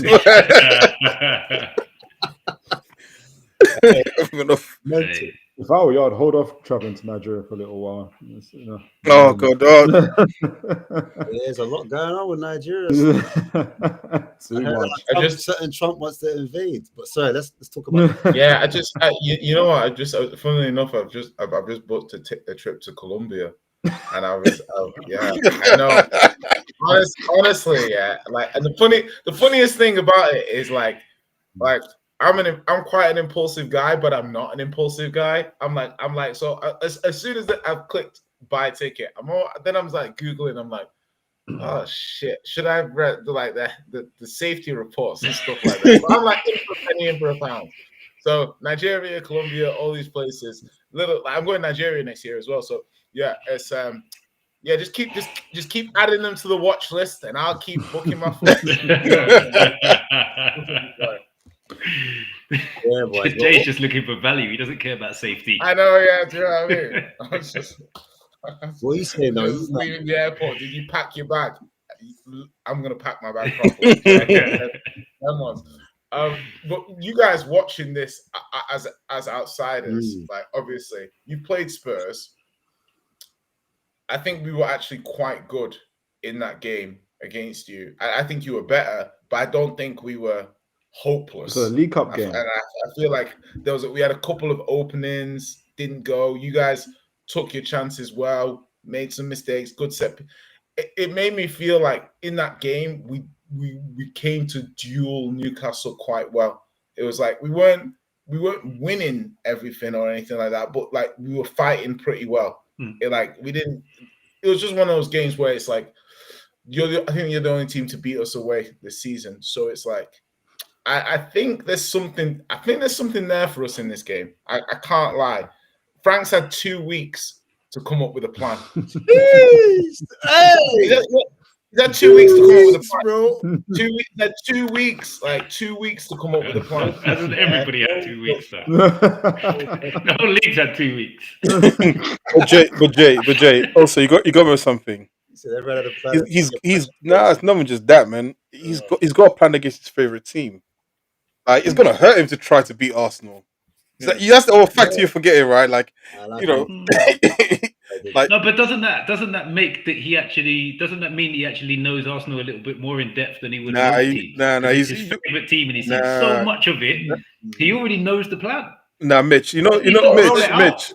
You know when you see a guy, right, who like he tells you how great his woman is, and then you're watching her and she's just abusing him over and over again. You're like, what are you seeing in this? Nah, not me, man. I'm good. No, not you. Like, no. I'm talking in real life. Exactly. No. This is a cry for help. That's Thomas Frank right there. It's a cry for help each time he talks what's about his Arsenal. record like against you, Ollie? I think he's only beat us once, which was the first season they came to the Premier League. Ever since then, it's been losses or losses or draws. That kills that narrative. Yeah, but I think the thing is Frank's a very good out of possession manager. So I like to think we come up with a good plan. Like you said against PSG, was it the the operation was a success, but the patient died. That's what he said after we lost. That's crazy. He's a madman. Bars. And that's when I knew we were going to be all right. Like, I was like, okay, this is He's an absolute madman. as a man who likes a good analogy, you're telling me that my manager can give me good analogies, and I'm, of course I'm fine. This is great. That is crazy. So I'm like, he had a good plan. Man City, he had a good plan. In these games when he's been playing teams with better technical ability than us, he's rocked up with a good plan. It's the games when we've not been really, or we've been at home and asked to dictate a little bit more, that's where we've struggled. Mm-hmm. So this is another game in that wheelhouse where he's a very strong out of possession coach. Mm. We're going to be out of possession in this game. Okay, this fits into his area of excellence or his area of quality as a coach. Mm-hmm. It's leaning more into that sort of thing. Arsenal have got players missing. Do you know what I mean? So it's like Gabriel, big miss. So because obviously from a set piece point of view, do you know what I mean? That's like having peak Michael Jordan or something flying through the air. Like let's not do that. So missing him big. The attackers think they'd have a decent starting lineup, but they won't have a huge amount on the bench if people aren't fit. I feel like there's definitely something in this game for Spurs. Obviously, if Spurs are coming with their if Spurs are coming with a good first team, and I mean if obviously attack number 9 is an interesting what Spurs will do. I'm not sure what we'll do. Will we go 3-5-2 and go with Richie Kudus like we did City? It'd be interesting to see if the game's tied up, right? Say it's 17 minutes, it's like 15 minutes to go, 10 minutes to go. Like, what do Arsenal do to change the game? That's what I want to know. Like, what do they do to kind of get that W? You know, get the goal. Have they got much options coming off the bench, Ollie? God, I don't know. We just send another defender on the pitch, innit? That's all we got right now. You say bring another fullback on, yeah? Yeah, man. Ben White, go do your thing. MLS, go do your thing. I don't. Why are you wearing a Nigerian top? Are you trying to trigger me? Embarrassing. Embarrassing. Yummy. Kilo share. We need to get Farage and them man to go visit his house. give him a proper Rule Britannia flag. Do you know what I mean? Yummy. Kilo share. Look at you now. I don't think he can hear us. Oh no! Is he lagging? No. I think he's lagging a bit. No, I can't hear him. He's looking like the analyst. Nigerian government saw the shirt. Cut off his I internet. think he's lagging, you know. I can hear him though. He's lagging. Yeah. It was like the time he joined just as the Grimsby game was going on, and pretending he could hear us. He's like, what? Good. Get some movers. Yeah, I've got you back, man. Big up random. Nah, man. Pick up You know, it's Yummy. Imagine being Nigerian and the United fan. That's why he can still wear the top on him. He's just used to the pace. There's always to hide. It's like That's true. That's true. You can't wear red. You can't wear green. we need a Nigerian Formula One driver too. No, Nah, we don't need that. We don't need that. We do not That need we that. do not need. That we do not need. Wow. Jobs came with the energy last time. Jobs was like, Ash, make sure you're there Tuesday. Make sure you're there Monday. I'll be sitting waiting. trying to start the stream. Oh man, trust me. No, that Spurs game, and I'm sure you man have already covered it. But No, we haven't actually. We're talking Arsenal Tottenham all this time. Therapy session. Like, who's on? Damn, I thought I'll wait till 11:30 to jump on because I thought I would have missed it. We're going to talk about Sesko's miss. Don't worry about that. He was injured, man. Come on, man. You really think that you man who gave us a European trophy was really going to beat us? Like, You really? know what? Really? No. Should we go to it? Should we go to Man United now? I'm not gonna lie. We're just putting the Manchester clubs together now. Like, we ain't really got enough time or space to deal with you separately. Just acknowledge that you're not beating us. Wow. Do you know what I mean? Wow, You're not beating us. like Move on. We We got trophies to win. We Wait, got fish to wait, fry. didn't Spurs? You know what I Didn't mean? Spurs bottle it in the last seconds? No, that's not. Yeah. Semantics. Semantics. Yeah. I mean, like, hold on. Listen. Listen. Let me get this right. Let me get this right. You're trying to talk to me about a team that went 1-0 down, Mm-hmm. came back into the game, went 2-1 up, and then gave it away in the last seconds, and the team is from North London.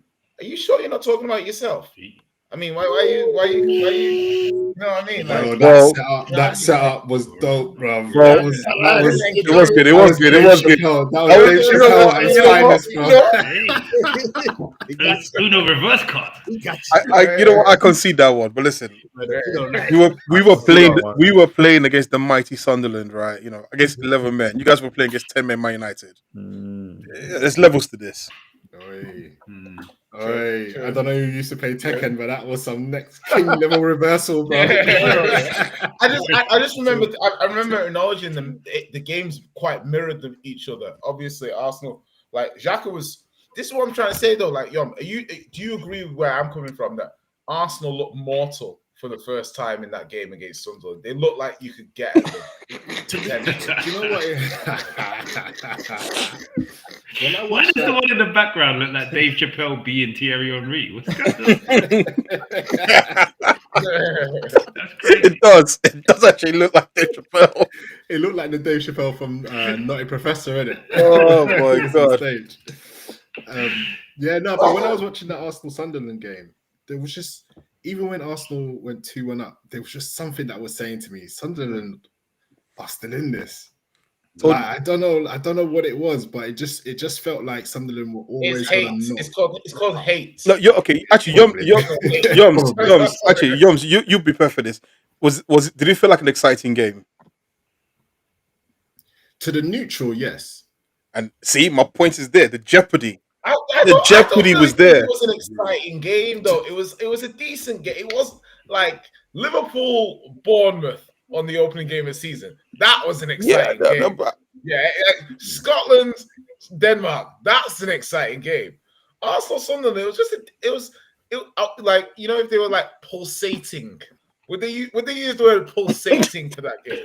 I'm not even sure they use pulsating. I'm just saying, for the neutral, you call Arsenal boring. No. Sorry, before you go on, I just want to be sure. Like, I need to find the word. Jay and his words, you know. No, because pulsating didn't quite cut it. No, I ain't gonna lie, Jay. Pulsating. Like, I'm thinking, is he supposed to say pause in there somewhere? I don't know why. Way too many times. It was an end-to-end game. End-to-end. Will that do it? Oh man. A throbbing game. Oh, where's that Mike Dean yellow card? Wow. Hey, Robin, you know, there's no context where there's nothing you can ever say that Who said that? Robin's except the crossbar was thrown. Who said that? No, Who said that? Whoa. No one said that. That's better than what you said. Like, you know what I mean, if the crossbar was throbbing, you'd be like, pause, but I kind of see it. Like, you just said throbbing. You just like randomly. I've heard these two words more It's bad. in 5 minutes than I've heard all year, bro. Yeah, that's what I'm trying to say, bro. It's like moist. Like moist, throbbing. These are words you don't expect to hear. So when I do hear them, I'll give you a little bit of dialogue around the words, because like they're not normal words. Like throbbing, especially, this is probably the first time I've ever had to talk about throbbing in like a conversation context. Oh, I've died. Oh, I have died. Hey. Wow. That's got to go in the title, Ash. Which one? All of them. Wow. Oh, God. But yeah, so that Arsenal Sunderland game, I wouldn't say it was exciting because it was, like Jay said, it was end to end. I think it was exciting because just take the best phrase I heard and use that one. Because we knew, like, you knew that the longer the game went on, and it was 2-1. If Arsenal got a third, obviously game's done. But you just knew there was something, and it's getting to the stage now with Arsenal where you know how people tuned in to watch Mayweather get knocked out. Do you see what I mean? It's getting to that point where we're just wanting people to have a shot on target, let alone score a goal, let alone like cost you points. You know what I'm saying? So it got to that stage. So I was like, yeah, man, go on Sunderland till I die. We've been talking about Sunderland for too long, man. I forgot you're as well, isn't it?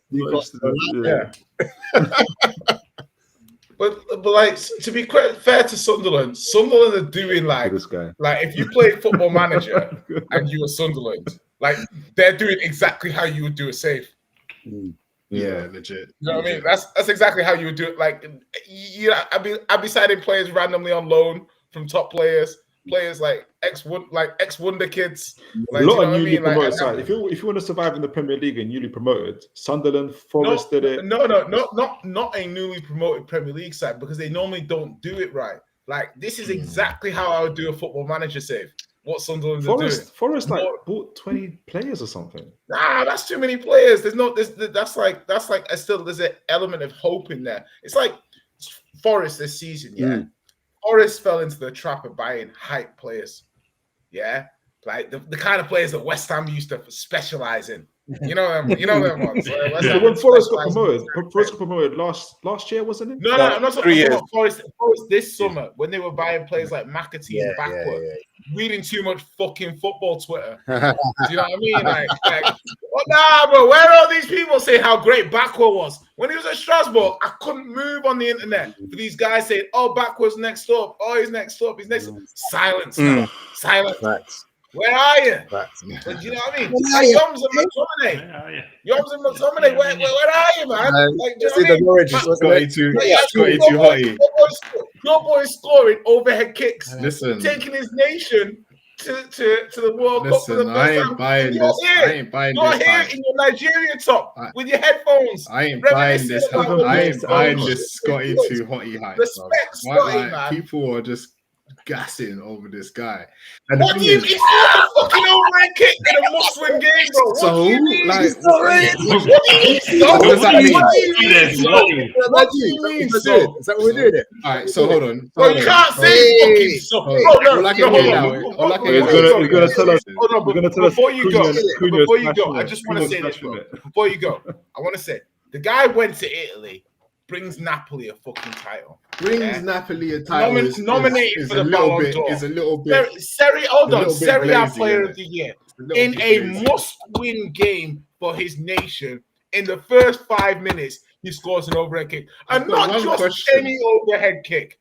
A overhead kick that Cristiano Ronaldo, would be proud of. And then he hits the karma on the whole fucking stadium. Yeah, he's like, everyone, I got this. Sure, guys, I got this. All right, so Jay, are you signing Scotty too hotty tomorrow? Are you signing him? Bro, I would have signed him when he was leaving United. No, you wouldn't. I was saying this, and you guys. The thing about United fans is they're incapable of seeing the quality of a player until it hits them over the head. Because you're so sensitized. You're so sensitized to being negative. You can only see the negative element. This is fueled by hatred. This is fueled by hatred. You have to hold it, bro. The guy scored an overhead kick. You have to fucking hold it. There's nothing you can say. When you said about Puff Daddy, you can't hear it hit no more. That's like Man United. They can't see a quality player no more. I'm enjoying this. I'm actually enjoying this. But you know what? In the same Screw you, Yummy. In the same seriousness, you're just going to turn around and tell us, but Cunha's having a smashing season. Cunha was bought this season. Like Scotty was sold 2 seasons ago. Like, what we do? Like, the thing is, what people got to realize is Scotty looks good because he's playing in a 10 in Italy, right? Fine, good luck to him. Are you taking out Scotty? Forget where Bruno's playing now in this weird 6'8" position, the 6.5 position. Think about when Bruno was playing a 10. Are you telling me you're sitting down Bruno and playing Scott McTominay? You could have just swapped him. just With the benefit of hindsight, you could have stopped him. just no, you're not. Like there is not a world. There is not a world where you tell. Nah, but Bruno don't Fernandes do to this. sit down. Wait, Don't do Like, you can face Hey, Scott I got this. Don't do Yeah, I got oh this. man, I got this. we couldn't fit them both Hey. in. You were saying he was shit. Jay, I got this. Like you might as well saying he's shit. Listen, You listen, weren't listen, like, listen. oh, he's Yoms. being benched by a better. No, you weren't doing. Yoms. He's being benched by a superior player. Let me. No. Wait. Don't do the Wait, I got revisionism this. I now. got this. I was saying this guy's a good player. I got this. And people were laughing at me saying he was a good player. Laughing at me. Yoms. And I was defending it. Same way I defend Bruno Fernandes. Same way if you ever see Bruno go to Bayern Munich, you'll be laughing at how good he is. Yoms, You'll I've be got like, this. oh my God, is this guy this good? Let me just explain. Yeah? Let me explain one thing. Let me explain one thing. McTominay, McTominay, bro, like the guy is being played in his position. At no point did you ever give him the grace of saying, you know what, this guy, put him in the 10, put two midfielders around him, he can smash it. At every point you looked at him in defensive midfield, you look at him central, oh, he's hiding. Oh, he can't hiding. progress the ball. I've literally seen him hide. He's playing hide and seek. He was like that. Nah, it's not essential. He's not essential midfielder. I'm just saying. I've got this. Listen, right? Go on, man. Napoli went and signed what people consider one of the best ever attacking midfielders at the start of the season, right? And do you know what they said to him? You play midfield. We'll play Scotty in the 10. De Bruyne is playing for Napoli. I mean, now he's injured, but they put him in midfield. They said put you in the 10, Scotty. They said Scotty, you stay in the 10. You know what Scotty said? He said, I've got this. De Bruyne, I've got this. I understand. Slick hair, bro. Slick hair back. I understand you want to consolidate my pain. I understand you want to be the orchestrator of the pain and the reason for this. But please don't ever, and I'll say this in African, don't you ever in your life put Scott McTominay. I will never. Don't you ever in your life put Scott McTominay. Don't put those two names in the same sentence ever. De Bruyne and Scott McTominay do not belong in the same sentence. Bro, yes they do, bro. Bro, yes they do. Bro, listen, because the thing is, what like, are we saying? The Napoli doing. Bro, listen. I'm hearing these guys, yeah. I'm the guy who's saying KDB's the greatest Premier League midfielder. I'm the one saying Scott McTominay is a top midfielder. Yeah, these boys, I've got a beautiful. I'm gonna send you a picture afterwards. A beautiful picture of McTominay and KDB together. I might even make it my Twitter header. That's how fucking beautiful it is. And I'm like looking at this now, and I'm saying to you, Yoms, yeah, you believe they belong in the same you conversation. Don't know talent. You don't know talent unless it slaps you around the head. You think Scotty Too Hotty ain't smashing up Cunha's numbers at Man United? He has. Listen, Scotty has a shrine in Napoli. The only other player the game was Maradona. The Pope said, "I need to meet Scott McTominay." Bro, are you mad? He's got a shrine. I need to meet Scott McTominay. Only Maradona.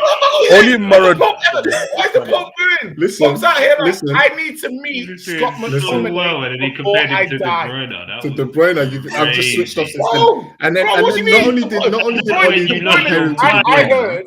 But Jay then doubled down. At what point here do we say, all right, guys, all right, do you know what? This is going too far. Never, bro. Listen, this guy has got a one hot album every 10 years. No, bro. Last season. Last season was, you know what I mean? Everyone's loving it. And this season, you're like, bro, this is a new season. You know, last season he was Serie A Player of the Year. You know, this season he's scoring overhead kicks, sending his nation to the World Cup. You know, these are different seasons. You made it a hot line. Napoli made it a hot song. That's right. Oh my God, bro! Scotland haven't been, bro. I don't listen, Yoms. I think you really need to deep it. You're not fucking now, Yoms. You're not fucking deep in it, yeah. Scotland haven't been. Scotland has not been in the World Cup. Nah. And that's so lame. You know what? I've deeped what it is. Joms, you need to hear this. You know what it is? I've deeped what it is. You man are just used to your players leaving and going and doing. And your little homie Cunha, just a garden to me. Bro, no, I don't get. bro, listen. Why are we? I don't get guys, why we're talking about Scotty too. Like, what? Do you, no. So, Joms, you need to understand it. Joms, Why? What are we doing here? Joms, you don't get it, right? You're playing a game, yeah. Your country hasn't been to the World Cup. You should know this, bro. Nigeria missed the last two. Yeah, your country hasn't been to the World Cup since 1990 fucking 8. 1998, bro. Yeah. Like, bro, I'm talking. We used to like be watching ITV as a family. Colin Hendry and them, man. So in the first 5 minutes of a clutch game, you score a disgusting overhead kick in the first 5 minutes to put your nation ahead, yeah? And you're telling me that man's not on job, yeah? Man's not on job. For you to do that in the first minute, this is after you've led your club to a title. You just need to acknowledge. Scotty. That's what I'm saying, bro. You don't need to. You look fly to me. McTominay is the greatest player. I put it like this: Zidane, Scott McTominay, and Scholes. That's where I. Bro. I put him in between.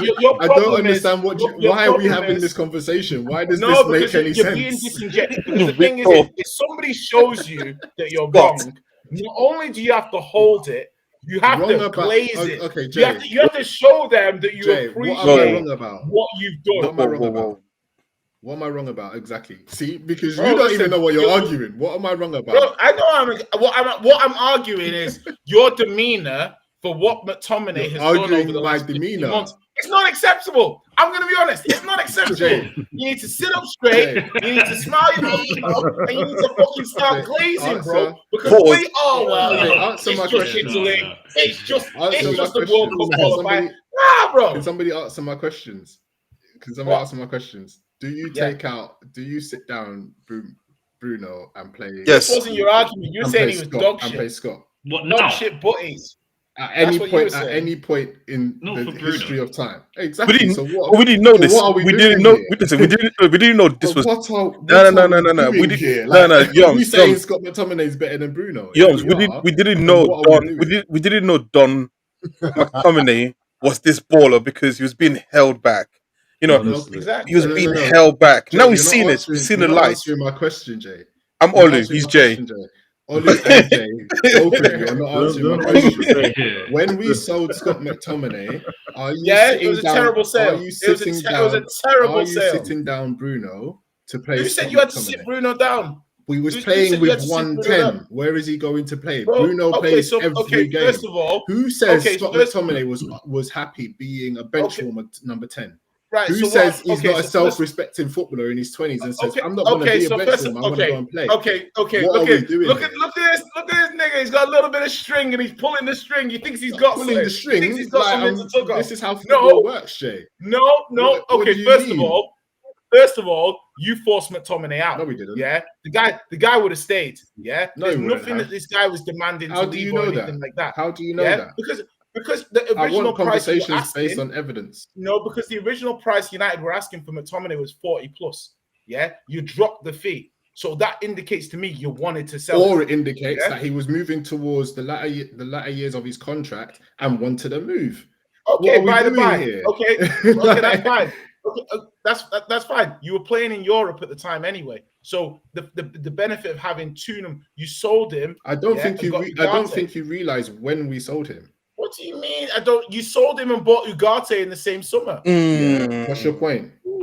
So my point is therefore I would never sell McTominay for Ugarte. Even McTominay playing in Ugarte's position is better than Ugarte. Okay, so the manager that done that is who? You were happy for it. You were happy. Don't do the manager. Yeah, I was happy for it because he was dog shit in the 6. No, he was. In a 6, McTominay. We're getting to the core of it now. See, you're being honest. In a 6 is there you go. Oh, don't say McTominay in a 6. Yes, because if he you moved to understood Napoli, how good he was, he starts playing a 10 and he's shining in a farmers league that my Sunday league team could finish in the top half of. The guy, I'm sorry, I'm just not respecting Serie A as a football league. How about World Cup qualifiers? Okay, he scored a wonder goal. How many people have scored wonder goals and disappeared when they're playing in top leagues? What are we doing here? Well, he didn't Like, disappear. why are we Serie A player pretending? of the year. And also, okay, even if he is the greatest player since Zinedine Zidane, We can't even say the word normally. what? Zizou. Zizou, like, what is your point? Like, is your point that United should buy him back now, or No. is your point that My want point is Spurs to United buy have to him? hold Like- the L. United lost a top midfielder. No, we A didn't. top I'm sorry. midfielder. We did not And lose a United need to 10. hold it. We did not lose What? a 10 that was better than the 10 that we have now. Bro, you So what are we doing? think Cunha is better than McTominay? I do. Based on what? I do think Based Cunha is on better what? than McTominay. Based on what? Based on my eye Based on test. what? Based on what? Based on my Nah, eye test. you're an aesthetic merchant, based bro. on man That's not what I'm based saying. on man That's not why you hiding. don't respect 'Cause Bruno man don't properly, hide. because you're an aesthetic What's merchant. your prescription, Yums? You were probably Who doesn't respect bro. Bruno That's what I'm properly? saying, bro. So you think Cunha is better than the Serie A player of the year? I think not. I do. If you're asking me who I would prefer in my team, I would prefer Cunha. Bro, if I ask you who you prefer in your team, you'd probably say nuts stuff, aesthetic merchant stuff. You've got one guy who is a clutch player for the Italian champions and a clutch player for his country, and you've got another guy who's Do you know what? claims to Jay, I play don't even know the point riding of this towards. conversation. Why don't Riding you go and towards, lobby bro. Spurs to go and buy him? Like, go and lobby. I don't need to, bro. I Because was you happy can to buy all of him this- when you were letting all of him this go. glazing, I- all of this glazing. Hindsight is 2020, right? All of this Bro, glazing. no, I said all of it this at the time, glazing is bro. great. At the time, none of you are taking McTominay in your team. Hold on. One It's sec. not happening. Okay. So yeah, that was a pointless conversation. Not really. Because I don't know what Not really. I don't know what the outcome, like what you're wanting the outcome to be. I want you to apologize. Apologize for what? Just apologize for everything. Apologise to We'll McTominay, start with the Pope, McTominay and we'll Maradona. move on to Yeah. But Tommy's a real bad man. Real bad man. Real bad man. Real bad man. You know what I mean? Hold Real. on, one sec. You see this? Yeah. Listen, check this. Yeah. So, I'm showing you this, man. Like, look at this, man. Where's my fucking thing? I was putting this in the chat. Where's my chat? What am I doing now? Share Hello? screen. Tell me. We're waiting. We don't know what you Let me did. know. Let me know. What's the Yeah. score prediction? Showing for you. the- I'm showing something. Hey, you see this? Yeah? See this? Hey, you see this? Yeah. Let's see this. What's that date say? What? Where? See what that Where date? is See what that date says? Have you can't added see it in to that we can add it from the No. side? That is that what we're saying? That See what I'm saying? Oh, okay. Look at the date. Look at it. So don't pretend people weren't glazing Scotty when people like you were trying to say he was trash. Hey, with the receipts, you know. Hey. Rough. I don't. What is your point, Jay? Like, what? Oh, that's what's the point. No, it's always been what is your point. I didn't just ask you I what was your saying point is that now. because you I were asked trying what to your say- point was But 10 no, minutes because you ago. said just now, What is your don't act like actual people point? were saying it at the time. Hindsight's 2020. And I'm saying, no, I was telling you, even before you sold him, this guy Jay. is a... Jay, you still not answered my question. Go on. We had, like, for me, Bruno Fernandes is one of the best 10s in the world. I actually don't like that he's playing at the 6 at the moment. This is one of the things I think Amram's not Okay, getting right. Cunha. Yeah, I would play. I don't think we needed both 10s. I think we could have got 1 10, played Bruno there, and bought 2 6s personally. But you're not answering my question. At the time, United were playing a 4-2-3-1. Bruno is playing literally every game. I think there was one point where Bruno, aside from some goalkeeper somewhere in Germany, Bruno was the most played player in all top 5 leagues, including goalkeepers in the Premier League, right? The guy was scoring 20 goals, getting assists, whatever the metrics are. I am not playing Scott McTominay ahead of Bruno. Okay. So Scott McTominay in the 6, I don't like it. It stinks, right? Cool. So who's to say that Scott McTominay is not saying, actually, I'm tired of playing the 6. I've been playing here for 3 years in the 6. I'm playing alongside Fred. Let me finish. I'm playing alongside Fred and I don't like it. Get me out of here. right? If you're not going to play me in the 10, get me out of here. At that point, you've got a decision to make. Okay. What do you do? Okay, so Do you sit him down and do you play him and sit down Bruno? Okay, so what I'm Or going do to you say sell to you him? is, first of all, I'm going to say what an amazing Narnia fantasy tale that you just wove Thank in you. lieu of you just saying the guy's not good enough to be at Man United Appreciate at the time. it. But okay, I'm gonna indulge in this point. One, I never am selling McTominay, yeah, because he's a homegrown player, yeah, and I've seen the guy be absolutely clutch. Why am I selling this guy? For what reason am I selling this guy? Yeah, unless this guy demands Because he wants to leave. play or leave. No, unless he comes and puts a transfer request in, the guy's at my club next season. Because one, he's Bruno's understudy. Two, Bruno can play deeper and he can play the 10. Three, he can still play that position. Yeah, He's not Bruno's understudy at the time. It's funny that He's not Bruno's understudy at the time. It's funny when McTominay left, your midfield was even worse. Yeah, so the guy that you were scapegoating about not being good enough to play in your midfield, you sold him, and the players that came in played at an even worse level. That you might as well just kept him anyway. Bad buys doesn't negate somebody being rubbish. It literally does. You can get rid of somebody who's rubbish and buy worse. It happens. If you sell somebody, and that's what United have been consistent. No, hold on. If you sell somebody and buy somebody worse, that literally dictates you shouldn't have sold them. No, it means you should have bought better, Jay. It doesn't mean you shouldn't have sold shit. Well, no. If you sold them and bought worse, you might as well just stay. That doesn't make any sense. That does not make any sense. If I sell a player because I think he's a 5 out of 10, and I buy, but he was never a 5 out of 10. Let me finish. But he was never a 5 out of 10. It's a false equivalence. Because I just said to you, if I sell a player because I think he's a 5 out of 10. Yeah, but you wear glasses, and then I go and buy a 3 out of 10. That doesn't mean I shouldn't have sold the 5 out of 10. It means I should have bought an 8 out of 10. So what are we doing here? McTominay was never good in the 6. But McTominay was and he just wasn't good enough to force his way into the 10. Because you had one of the world's best number 10s. What are you talking about? Exactly. So maybe that's why he wanted to leave. What are we talking about? So when Madrid have a full midfield, do they sell Valverde? No. You keep the whole guy about. Maybe Valverde didn't want to leave Madrid. Maybe Valverde didn't want to leave Madrid. Talking about 10s, could we talk about Bellingham and Tuchel? Yeah, sure. I'll let the Newcastle boys start. Yeah, I mean, what do we make of Tuchel so far? Is he a dumb thing to say? You know, he's doing a better job than Southgate at the moment, or are people disagreeing? Like, where are we with the whole Tuchel situation? Well, I think he's doing a fantastic job. As much as I still don't agree with us having a German manager of the England national team, you can't really go against what he's done. We've conceded a goal. We've won every single game. We're playing well, and he's playing players that are in form, regardless of who you are.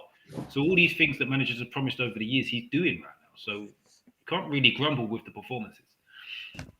Anyone else too? What do you think, man, about this whole Bellingham? Because he kind of like didn't play him, and then he did play him, and then he took him off, and then he came out in the media and he was saying, you know, players need to understand, you know, like, I'm not going to talk about it, but then he kind of spoke on it, if that makes sense. What do you think of that? I didn't. Do you know what did he say? So he took him off, and then he was talking about attitude, didn't it? Players need to respect other players. That's what he was talking about. Yeah. Specifically. But do you think Bellingham should start? Like, should he? Because it was Rodgers that was playing ahead of him. Mm-hmm. So, what's your thoughts on Bellingham? Is he the man to start for England, or should he be on the bench? Yeah, so I do think he should start for England, but I think the wider picture is that I think Tuchel was making, well, at least now he's. We'll see what he does in the World Cup, but I think he's making a difficult decision. But that needs to be made is that Foden, Bellingham, Rodgers, they can't all play together. And this really, and if you take it even further back, for instance, like it was almost the same as, you know, Lampard, Gerrard, and Scholes not being able to play together. And it's almost like they've got too many players that want to play in the same position. Yeah, so he's not adapting his system to the players, he's making the players adapt to his system. And it's a good system. It's working pretty well so far. Yeah. And he's making players work for theirs. It's almost like as if he's got a 10 that he likes and he's got a 10 that he's willing to sacrifice. Oh no! Oh jeez, Louise! Here we go! Here we go! Here we go! Let's keep going forward. Here we go! But for me, like, out of all of them, Straight away from that station. out of all of them, though, Got Bellingham, it. out of all of them, Got it. It's a fair point if he wants to make those I'm equivalences. joking. I'm joking. out Jay, of all I'm of them, though, joking, man. Bellingham is pretty much. Here I come. Here I come. You know what's so funny? You never see the wider shot of that meme. It's always Leo. Yeah, it's true. It's Leo. That's the first. That's the first I see. No, the thing about Bellingham. First of all, I think Tuchel is a horrible man manager. I actually think he's he's actually a prick. Yeah, because he's just a prick. Like I remember seeing him at Bayern as well. I was watching a lot of Bayern at the time, and I was just like, this guy, man management is terrible. Yeah. And it's like the Bellingham thing came up, and he could Southgate would the one thing about Southgate, he always protected the players. Sorry. Southgate would never have the players dealing with shit like this. He would have shut this stuff down straight away. I mean, it wouldn't have even been allowed to fester. Even when he started with the Bellingham saying, when he's like, "Oh, it's repulsive," I was like, "What are you unprovoked? You're saying this player is repulsive? What are you talking about?" Yeah. And then it's like he's done this again. I'm like, he's definitely got a problem with Bellingham, 100%. Yeah, whether he likes to hide it or he's got a problem with this guy. He doesn't like him. You think he's gonna get dropped? You think he's gonna drop Bellingham for like a Palmer? I think he's going to if he doesn't drop him the first time he gets, because the thing about English fans and stuff like that, they're dumb as fuck. Yeah, but it's temporary.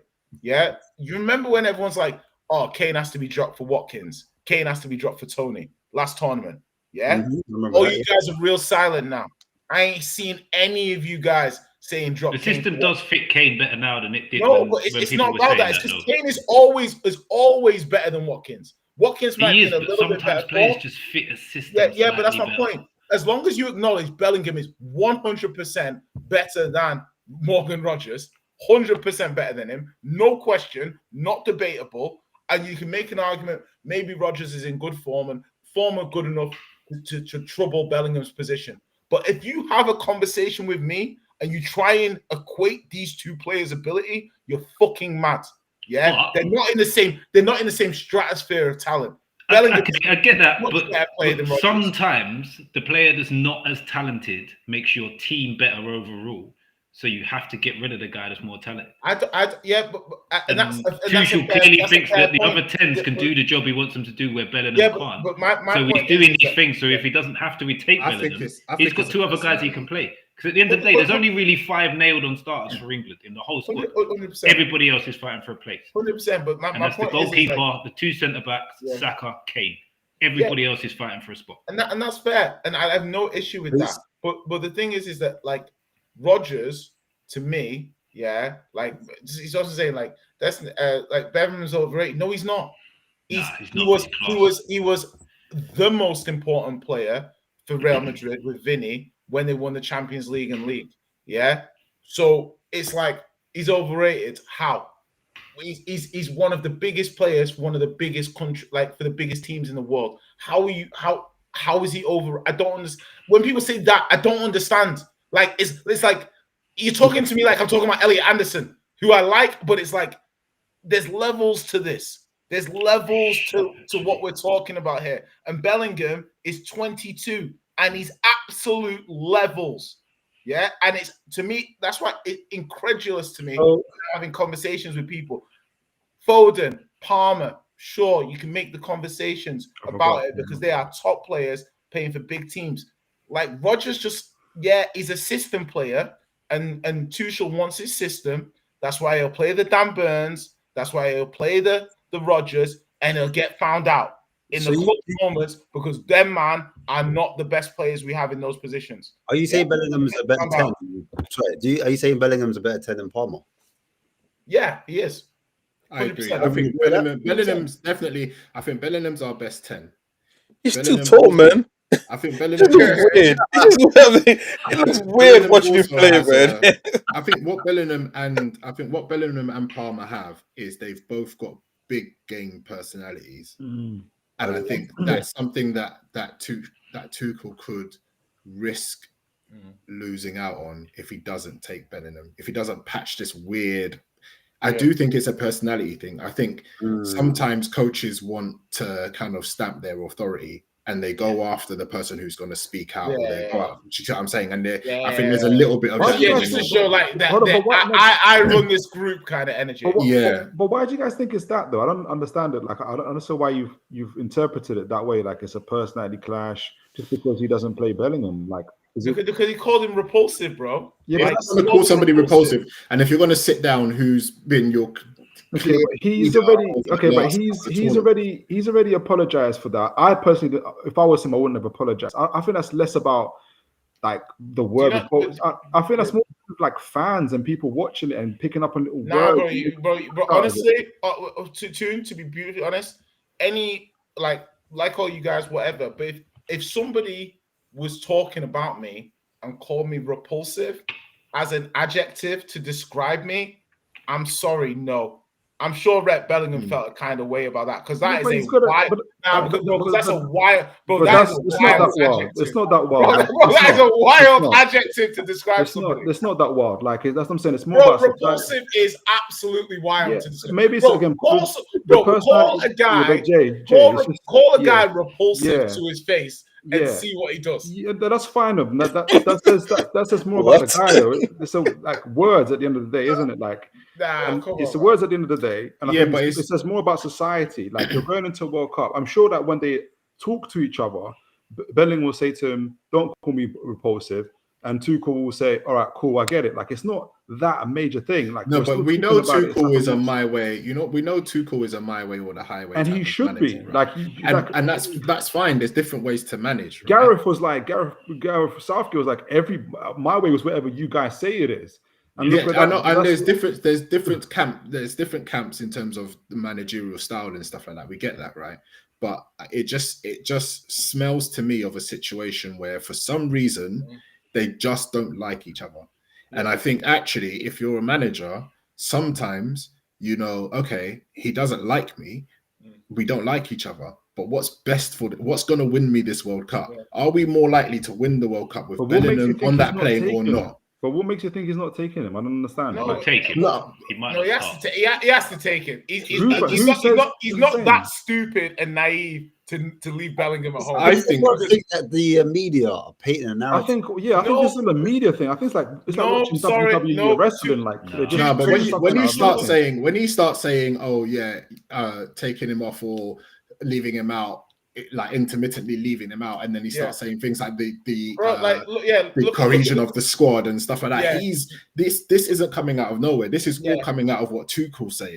And also, what I'm saying? What do you mean? Like I don't get it. Right. Okay. Let's look. Okay. Let's look at the timeline here because you seem to be missing the narrative. Yeah. So obviously, I know what he's saying. Like he said, okay. First of all, I don't know if there's something that happened in Germany. There was crossover with Bellingham at Dortmund and Tuchel at Bayern. Don't know if there's something there, legacy thing or whatever, yeah? Okay, so more narrative. Yeah, but I'm saying, right, okay, so the repulsive thing.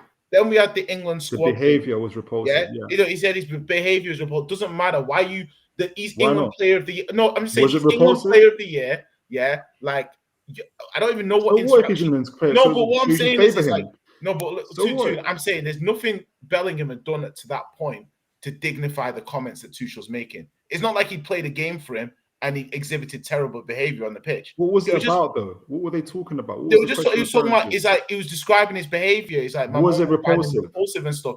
I was like, that's wild to me. But was it repulsive? Anyway, what was the situation? It doesn't matter. Okay, interpretation. It doesn't matter. It does matter. Personally, he didn't say it for no reason. No, but I'm saying personally, I don't think you should be talking about your players like that in public. But whatever, it's by the by. Next squad, doesn't want to bring the player into the squad. Yeah, says he hasn't played enough. Yada yada. Yeah, there's obviously different. Every manager at international duty, international level, will be a hypocrite. Yeah, they're always going to make exceptions for certain players because they have to. Because across the boards, you can't just. You're never going to have uniform rules for everybody that are going to be fair. No, I'll only take players who are in form. Exactly. You know what I mean? Luke Shaw, if I see coming to the Euros. You know this. So, well, who was available at left back? After that, So we had the thing with him in the squad or not in the squad, yeah? And then he didn't call him up, said he wasn't playing enough, okay? Then he comes in, says Rodgers his first choice. No issue with that. That's fine. You got your preferences. Then we've got the stuff about coming off the pitch. Then he's got the stuff about respect for his teammate, all this stuff. I'm saying within the space of this short period, there's so many things that are going on. I just think you're reading too much into it. It's not. How am I reading too much into it? Even if I am, the manager can pour cold water on this, and he's choosing not to. I think I don't think it matters what water he pours into it. You're still going to read between the lines. So, Toon, do you think that? Do you think that there's just nothing? You think there's nothing going on? I didn't say there's nothing going on. Oh, sorry. Well, if you actually listen to the point, my initial point was: is it really people just reading things too much into it in terms of like you're just making way too much of it? You keep on mentioning the word repulsive in that situation. I asked you, was the behavior repulsive? I just mentioned 4 different allow things. me to finish, Jay. You literally just spoke for but I just said minutes. I just meant you say I'm not. I mentioned 4 different reasons. Yeah, why and if you allow me to complete the sentence, I can then go on to other examples. Sure. So you literally kept on going on about the word repulsive. He apologized for it. I didn't think that he needed to. You then went on to talk about the days in Dortmund. I think something happened. Did it happen? I said, it's more narrative. You don't know what happened in Dortmund. Then you're saying about, but he's been England's best player. And I said, so what? He can't change him? He can't move players around? So you didn't answer that question either. I think you should be able to move the players around. I think you send the signal out to other players saying that, yes, you do have a chance to be part of the squad. Like, it's not, I don't really see why, from everything that you guys are saying, I feel like you're reading more into the situation than there is. And really, England are in a good place. Not everything has to be perfect. Can I say something? Well, and there isn't an issue. Like, can I say something as well to add to that as well? So we'll take it back. You remember when Sven-Göran Eriksson was the manager and everyone said he was too soft? Like, players were walking over him, like there were clicks and so on and so forth. And then Fabio Capello came in and it's like, this is what we need. A disciplinary. I can't say the word. Yeah, disciplinarian. Yeah, right. And then everyone started complaining that it was too harsh. Like, it's like history is repeating itself. We've got Southgate who was letting people sort of get away with things if they have to, just out of harmony. And everyone said no, they want someone who's a little bit more like stricter, tactically better than Southgate. Now you've got him, Tuchel come in, and now everyone's complaining that he's robbing the wrong way. In the end, if England win the World Cup, who cares if Bellingham's feelings are hurt? Right? And don't get me wrong, I do agree to Jay's point in terms of like, listen, I think it's weird he plays the number 10 position just because he's so tall that it just feels weird to me watching someone that tall play the 10 position. However, if he's one of England's best players, logically you want your best players on the pitch, right? But at the same time, if he's playing for himself as opposed to playing for the team, and Tuchel's seeing that and saying, I don't like that behavior and I want people who play together, he's also got the right as the England manager to make the choice. And yeah, repulsive is a strong word to use in public, but also he's probably fuming that actually he's probably telling the player, giving his instructions, and the player's not following his instructions as well, right? I hear what you're saying, but I just think, look, how many games realistically do England have now before the World Cup? Just friendly. Two or three. Yeah. So in 2 or 3 games' time, we're heading to a World Cup, right? I need, if Tuchel is going to be playing Bellingham, I need Bellingham and Kane and Saka in particular, like we say, I need my known starters to be playing as many games together from now as possible. This ain't a international cycle just after a World Cup where you've got a couple of years to prepare for a Euros. This is a cycle where you've got 3 or 4 games before you're heading into a World Cup. I'm gonna need you, man, to be on it. I don't care who you're playing for. I don't care if you're playing for yourself. I don't care if you're playing for the team. As long as your best performance helps us to win, I couldn't give two monkeys why you're playing. Do you get what I'm saying? So I just think it's weird. It's weird that we're going into a tournament, and I think Tuchel's a brilliant manager, but we're going into a World Cup tournament with the array of talent that we've got, and nobody can say who's going to be starting in that position in 3 games' time. Like, that's just weird to me, especially if it's about. As well, I don't, I really don't. I don't see a bit like Lewis Skelly as well. He went big on Lewis Skelly to start, and now he's not playing as much. Now he's like, nope, out the squad. And I'm like, okay. Arsenal though. I like that for though. Arsenal. He's not playing for Arsenal. Like that. I get that, but what I'm trying to say is like obviously we've got O'Reilly and we've got other players. I'm just like, there's such a thing about it's almost like spinning the wheel, and it's almost like when it stops. Yeah, I get what you're saying. It's like it's the time. The music's in the 10 musical chairs. You can feel your support roles like that, though. You can feel your support roles like that as long as your spine is still the same, and our spine will be the same.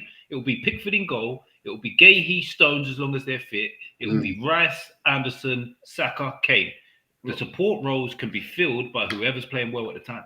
But I disagree, though. I disagree. I think that it's almost like as if he's still in club management mentality, where at the beginning of your at the pre-season and beginning of your season, you're trying to see what your best team is, and then 10 games in, we know who to start.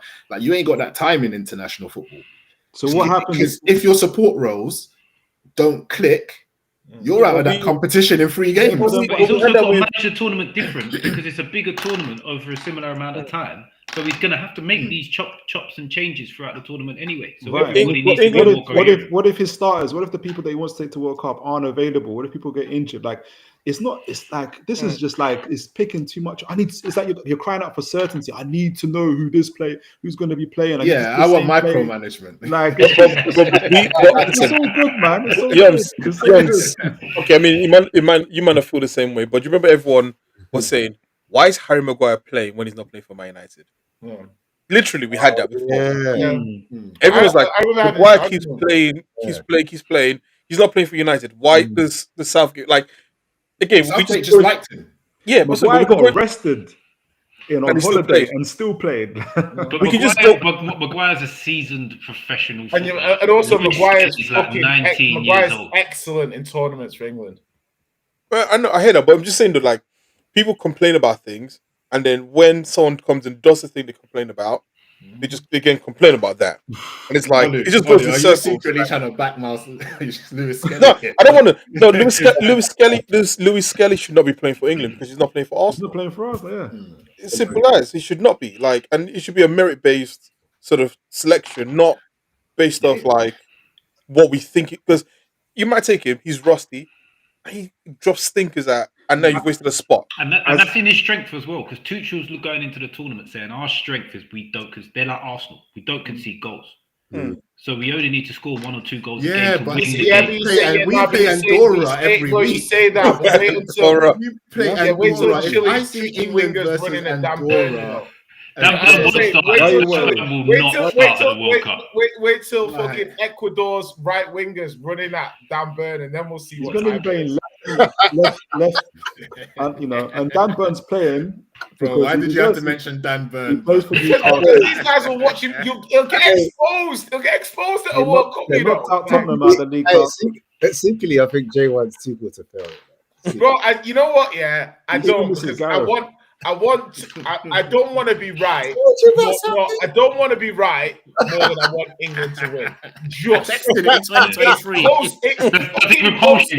It's not like I really want England to win and I hope I'm wrong. I'm like, this guy's a prick, and I don't think he's going to do better than Southgate, but I hope he does.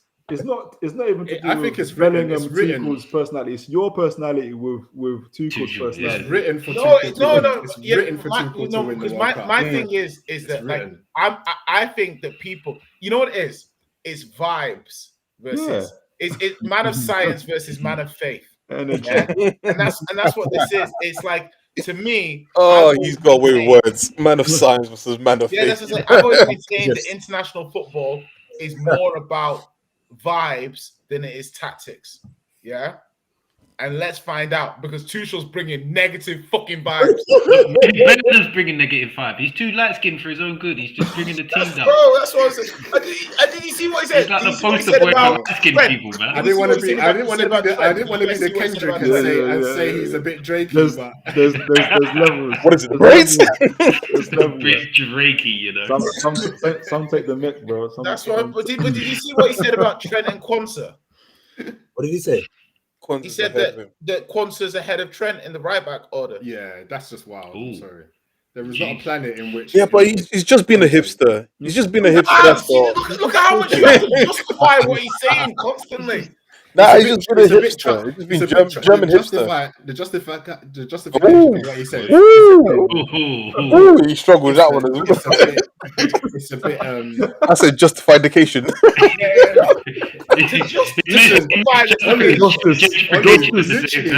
Literally 5 minutes ago, you gave up on a whole word. You're like, you gave up on a whole word 5 minutes ago. Yeah. And must I remind you of H9? Hey, listen, you missed earlier on, man. You missed, what was it? Ballon d'Or. Yeah, Ballon d'Or. That's a tune. Ballon d'Or. He said Ballon d'Or. I was like, yeah. Like, Ballon d'Or, what's that mean? Well, who's on the hunt to try and cover up the H9 now? Hey, bless you, Uncle. Bless you. Yeah, there's no justifications for that, man.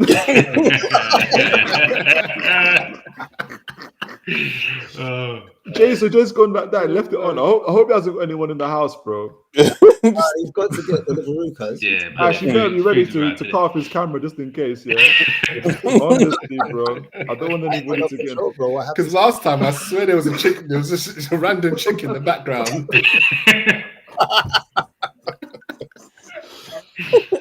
Oh man, we've seen chicks and chickens.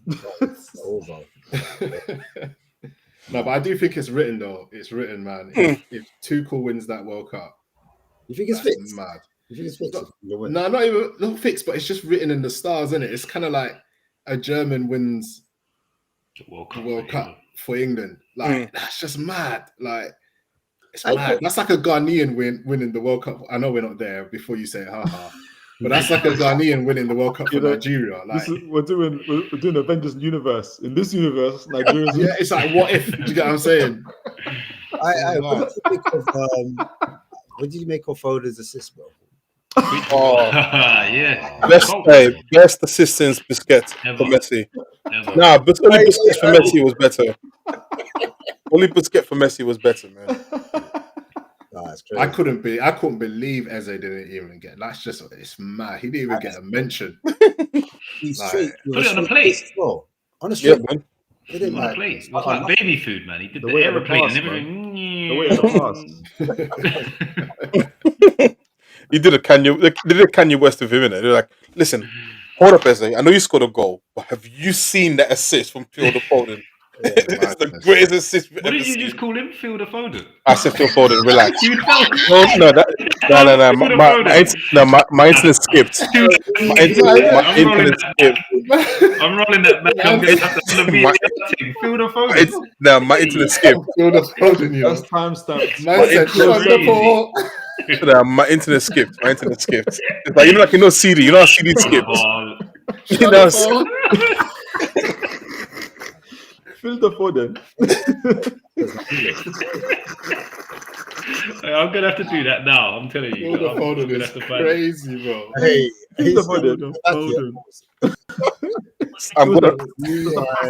I'm going on a protest. Phil Foden, you know. What a guy. Hey, so I'm sure I've missed this conversation, but have you talked about the North London derby? You missed. Like, are we just gonna? Like, literally, as soon as you came, we stopped talking about it. Literally. I swear. It was meant to do our predictions always, but like literally, you come man. I remember how it went on to Manchester United, but it just. Man. Because Jay was just waiting. Jay was just waiting about McTominay for no reason. Hey, listen. I was waiting to be attacked about many different things. You got to bring the spontaneity. No one's prepared for an attack on Scott McTominay. You might be prepared next time. You know what I mean? So, I just want to talk about that Sesko guy, man. Why do you want to talk about Sesko? Relax. It's crap, man. Shit, man. Does Richie start for you this weekend? No. I mean, he probably will, but I think he'll start. But I don't know. I'll do my hipster thing, innit? And say, I wouldn't. I'm not feeling Tell versus Mosquera and put Johnson and Kudos. Kudos to hold the ball up. Hey, Johnson running behind. Hey, wait, Gabriel's injured, right? Yeah, Gabriel's injured. Yeah. Well, what you say? Well, he's got Yours is watching Formula One when we're having this conversation. Is that fun for you, Jay? Is that fun for you? And by the way, Arteta's the manager of Arsenal. Yoms, just checking. Yeah. Just checking. Yeah. Where is it? Arsenal. Where? It's at Arsenal. It's at Arsenal. That's why he's so confident. That's why he ain't saying nothing. Nah, man. If it was at White Hart Lane, I'd be more confident because they suck at home. I know. They're actually better away from home. That too. But there's a reason why they're better away from home. I think we talked about it before, but I think it was the League Cup game. Like, you are like seriously overperforming on your XG, especially away from home. And part of that is to do with your set pieces, which I see nothing wrong with set pieces, but I'm just saying like that's the big reason why. So so long as Arsenal defend well those set pieces, it's the open play stuff then you might have to worry about. But I think we're better we're better on. We had a few changes against you as well. So obviously Kudus didn't play, and there was a few other. He didn't start, so he did come on. But I'm looking at it from the point of view of like I think we can create better opportunities on transition. This Newcastle game gave you guys some hope. Like I see a lot of Tottenham fans. No, what gives us hope is the fact we have the best away league performance in the league. Like we're the best away team in the Premier League. Like so, you're the only team to beat us. So if anything, I'm giving you respect by referencing the game. But you know what? I'll just talk about the City 2-0 win instead. You know what I mean? I just focus on the end of the day. That's what the point I'm trying to make. I'm not saying we're gonna win or anything like that. I'm not even sure we'll get a What's result. your prediction? I always predict a win for Spurs. You know, we could be playing, you know, we could be playing Socrates Brazil, and I'd be like Johnson 90th minute.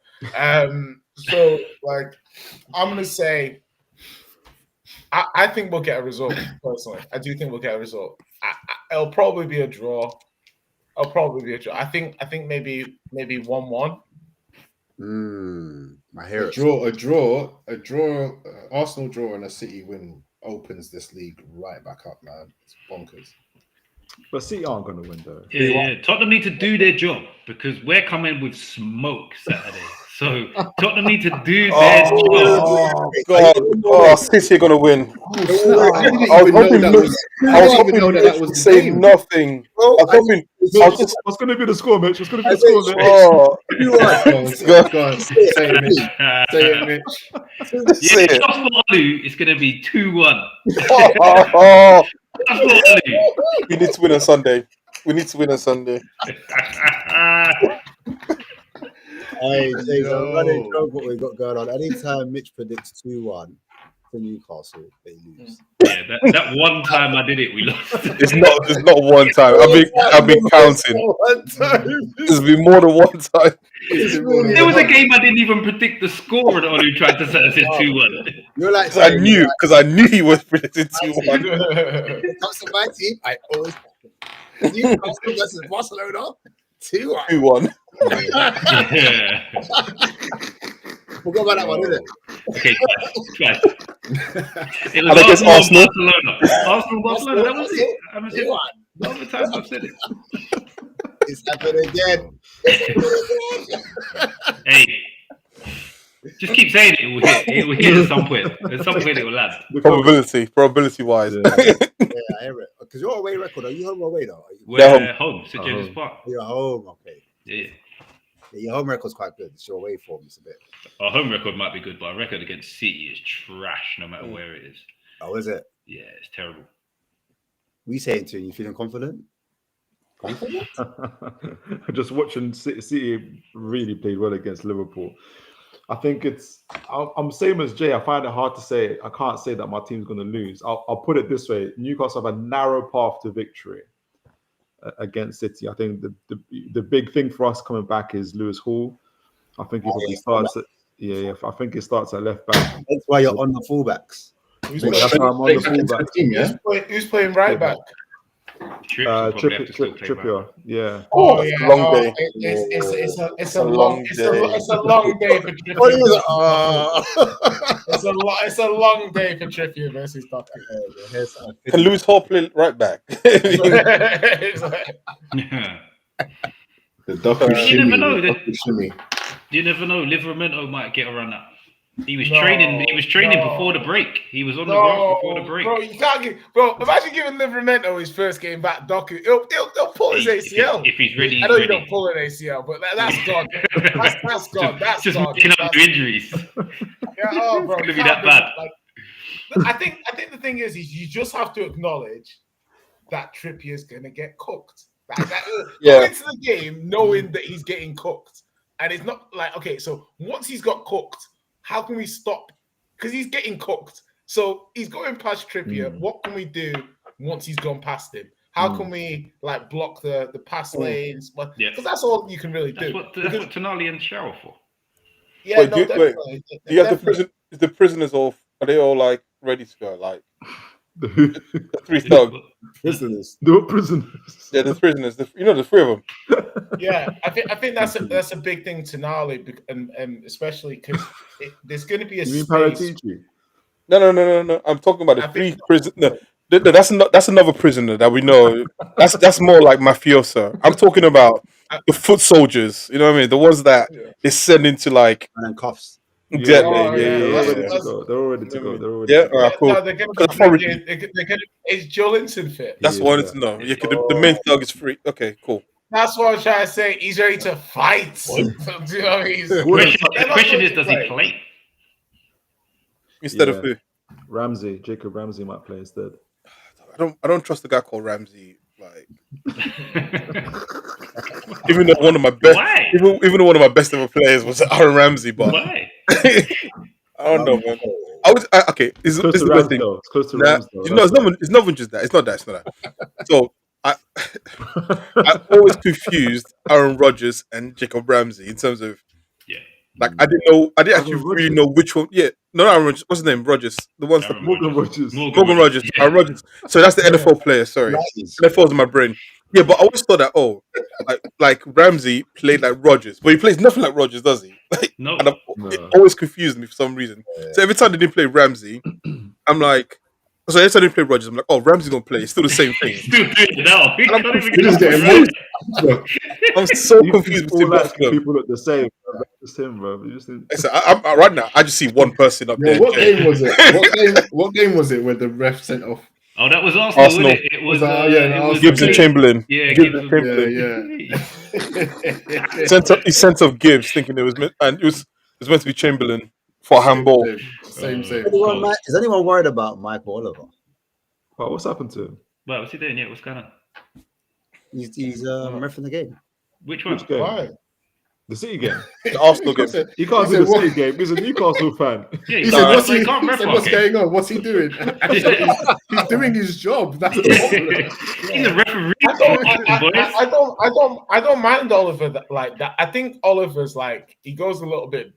First of all, like when he feels like he's against your team, man. God, this guy looks. It's like I feel like he's a pretty good ref in the main, but like. There's games when he's just like, I don't know if we pissed him off in the tunnel or something. But when he's against you, oh my God, horrible. Which game is he actually refereeing this weekend? I still don't know. Tottenham Arsenal. Oh, safe. Okay. Yeah. But like I seen him like miss blatant penalties multiple times for Spurs. Yeah, and Arsenal fans are worried about. I'm like, no, like cards. That's why. He's missed calls for both teams. Do you know what it is for Arsenal fans? We're still scarred from when he sent off Martinelli. Yeah, but the double yellow card. Yeah, that was actually great refereeing. Yeah, fantastic. That was just great refereeing. The problem is that that's never happened since in terms of 2 yellow card worthy challenges. Because no one's been that stupid. It happened. I think it happened in the Spurs game.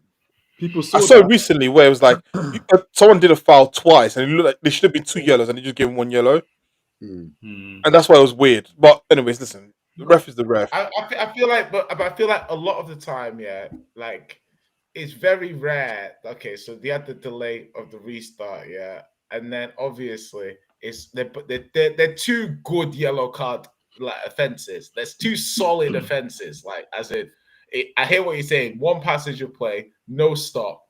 Never seen before. I think that was some great refereeing. Now, Arsenal fans are entitled to be like, where's the consistency? But like, it's very rare that somebody is so stupid as to commit two blatant yellow card offenses, like 10 seconds apart in one passage of play. I agree. So I see it from both sides. Like, Arsenal fans can be like, what the hell? But he was taking the piss. Martinelli was like this when he was trying to block the throw in. He was taking the piss. Nah, I do understand. In the end, Martinelli put himself in that position, so it's the player's fault.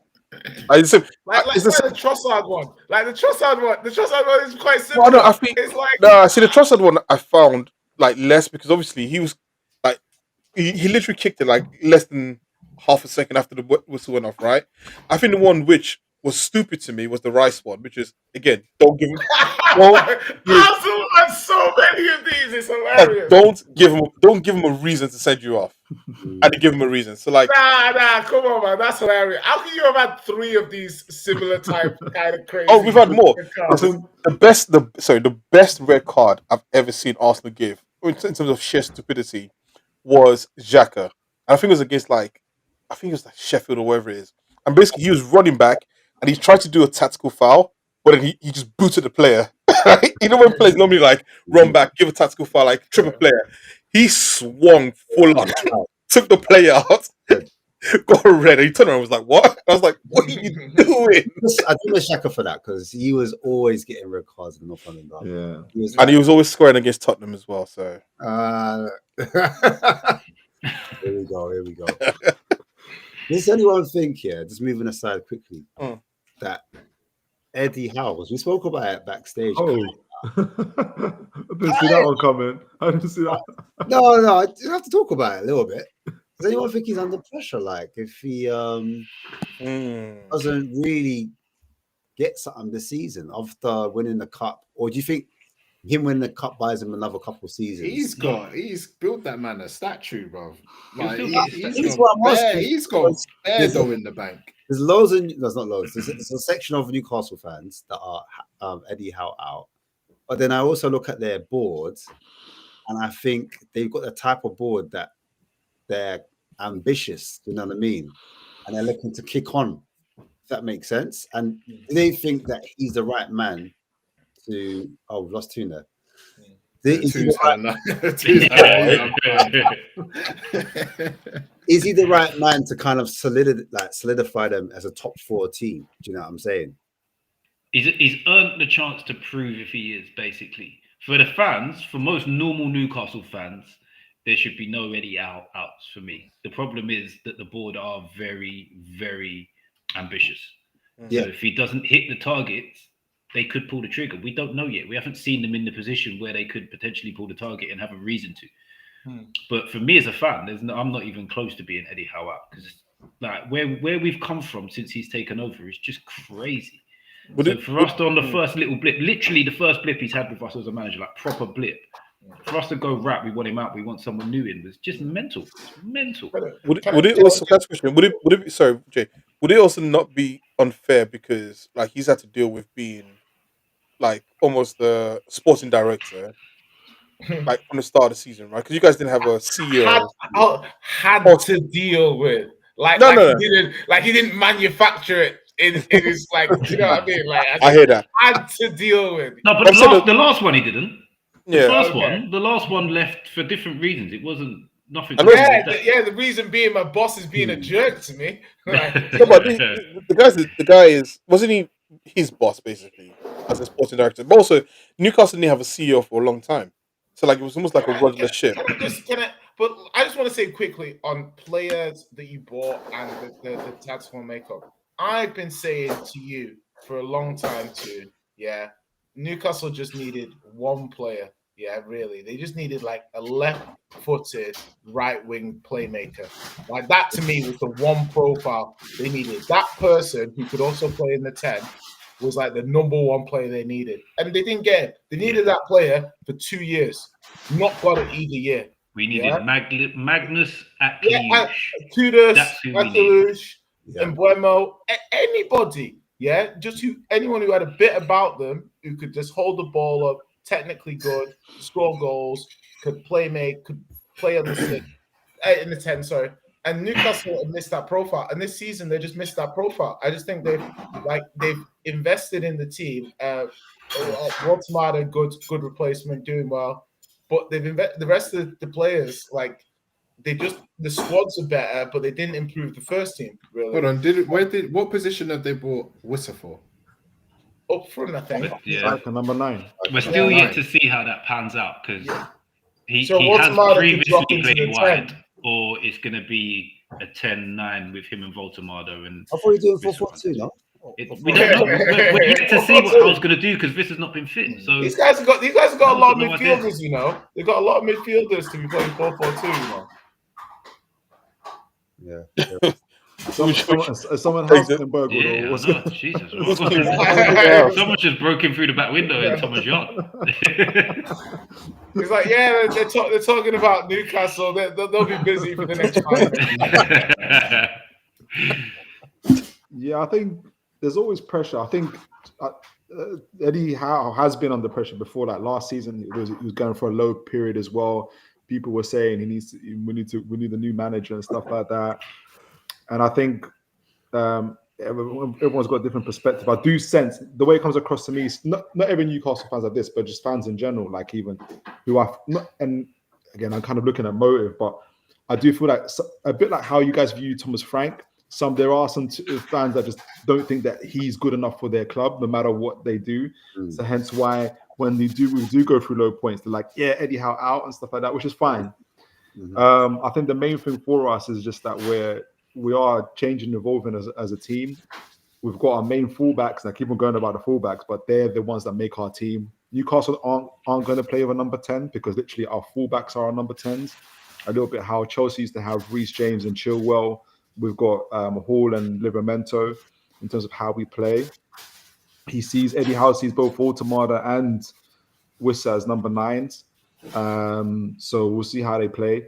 I think the main thing was I think Voltemada was never meant to play this many games. It was meant to be Wisser that's meant to start, really. But obviously, he got injured. So that's how it was meant to start. But Voltemada started, and he's been absolutely brilliant for us. So, yeah, man, I think the main thing is just to see the players come back. I do, at the same time, though, even though I'm very firmly like Eddie Howe in, I understand what he's doing. He will, as the players are coming back, there is going to be an expectancy for him to improve. I think he probably has up to February to kind of really show an upturn. I think we're in a good. I don't know how many points do you kind of need to qualify for the Champions League group, because we're on 9. Do you need 12? About 14. 14 is it? Yeah. I think that's to be safely in. You need about 14. Yeah. Do you know what? That's a great question that Tu's actually put out there. Yeah. Who makes Europe the season? Can I say one more thing on Hal before we pivot away? Yeah. Go on. The other thing he needs to show that he can do is ditch the loyalty when the players are no longer cutting it. So there's a few players in the team, and I'm going to name Joe Linton, Byrne, and Pope, who are getting very close to the point of being not at the standard we need him to be. And he needs to be able to pivot away from them at the right time, or he's going to have to fall on his own sword. Who was the second name you mentioned? Joe Linton, Byrne, and Pope. Byrne. Okay. I've got nothing against him. All three of them have been fantastic for us. They only take you to a certain point. But then I think that's the thing that goes.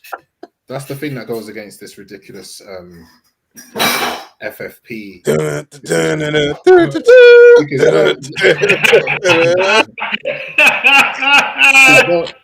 No way.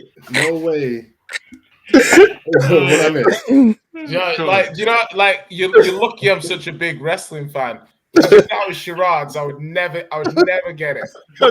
I still don't get it. I don't get it. Stone Cold. Oh, okay. You get a glass smash and then the tune comes in. I was seeing. That's what I'm saying. If it was charades, you wouldn't have got it. I was like, terrible. It was perfectly timed as well. I'm sure Olu had a decibel meter right. He was like, right, as soon as it gets to a certain level, I'm going. Sorry, God, sorry, yo. Sorry, my bad. He's so dumb. He's so silly. I can't even remember the point I was making. Something about FFP. Yeah. If it was like this, if it wasn't for this ridiculous FFP decision, like, and not allowing Newcastle to spend their dough, there's no way those players would still be starting at the club. Do you get what I'm saying? Like, it's one of those things where Newcastle can't. So, do you think that FFP PSR is saving Howell's job? How is it saving his job? Because they're not able to. No, I think it's shackling the way that they want to, and therefore they don't have to recruit a manager because it's unfair. If you think about it, they're not being able to spend the way how might want to understand, and you're seeing that reflect in some of the results because the squad isn't as strong. He's in 2 competitions. Previous when he was bro. None of that sort of rolls into getting beat 3-1 back to back by Brentford and West Ham. So can't really see that. I'm sorry. Does that if you spend £100 million, on Elanga and Ramsey, who are definitely earning at least 300 to 350k a week combined? I was about to say. They're not. You don't combined. There's no way they're over 250. They're probably not even over 200 combined. Yeah. What? Do you think I'm sure Elanga's on like go on Capology. Go and check. Yeah, what's Elanga on? I'm gonna gamble. Elanga's on 140. Nah. I'm gonna say 875 max. 120, something like that. 75. Combined, he will not be on 200. Jay tried to make an attempt at Newcastle as splurging and stuff like that. It's not quite like that. No, but I stay on the point. I want to hear the point. Okay, so my point is basically that you say Akilush or whatever, they could have got him for the Elanga money. The money it took for them to get Elanga, they could have got him for that same money, wages and transfer fee. Yeah, I think they could have got him for the same money. So to me, it's not about their ability to get good players. Yeah, it's just that they might have spent the new centre back. He's great. He's doing great. Like, good signing. No complaints. I'm just saying that some of these players they bought offensively who might come good, they already had Barnes. They already had Murphy. They already had Gordon. Like Elanga. Is that down to Howe? Did Howe want that another? Listen, I'm not critiquing. Like, there's still a lot of time for these players to come good. I'm just saying I don't think that the narrative of this is blocking them. They had very smart transfers coming in that enhance the quality of the club, enhance the quality of the team. Now they've got a bit better. To move the need, it's easier for them to have gone from where they are to where they are, for them to go from where they are higher. So the quality of player is tighter. You know, the players they want, like, competitive with other clubs. To get a guaranteed upgrade in certain positions. It costs a lot of money. It costs more money than we can spend. Exactly. Or like Mbeumo, you could have got Mbeumo, but he chose to go somewhere else. But he got outpriced as well. He's getting paid outside of our wage structure. So yeah, but it's like, what can we do about it? That's a good point. But what I'm saying that by the same token, it doesn't mean that some of these players you couldn't.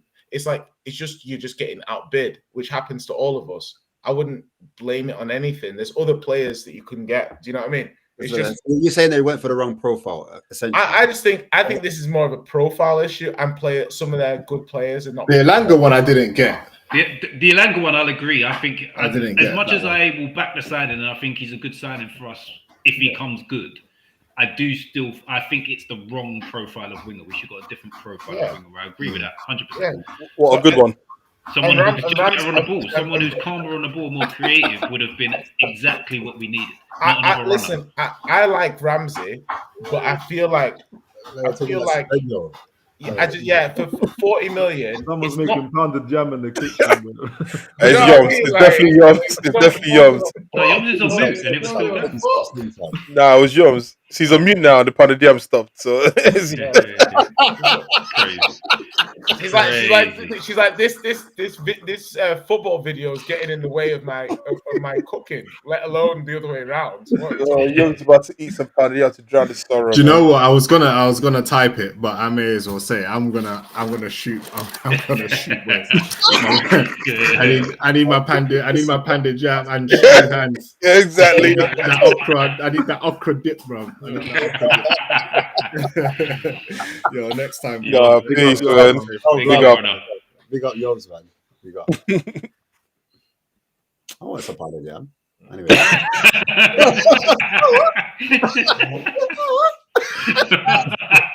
I don't know what the comments must be thinking though.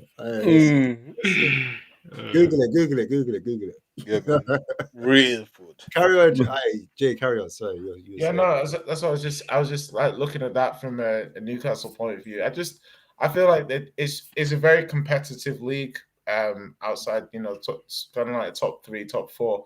Like the rest of the next sort of 5 to 10, 11, 12, even probably 5 to 15 is pretty competitive, like swings and roundabouts. So it's like Newcastle are just part of the group, just like Spurs are we're all part of the group.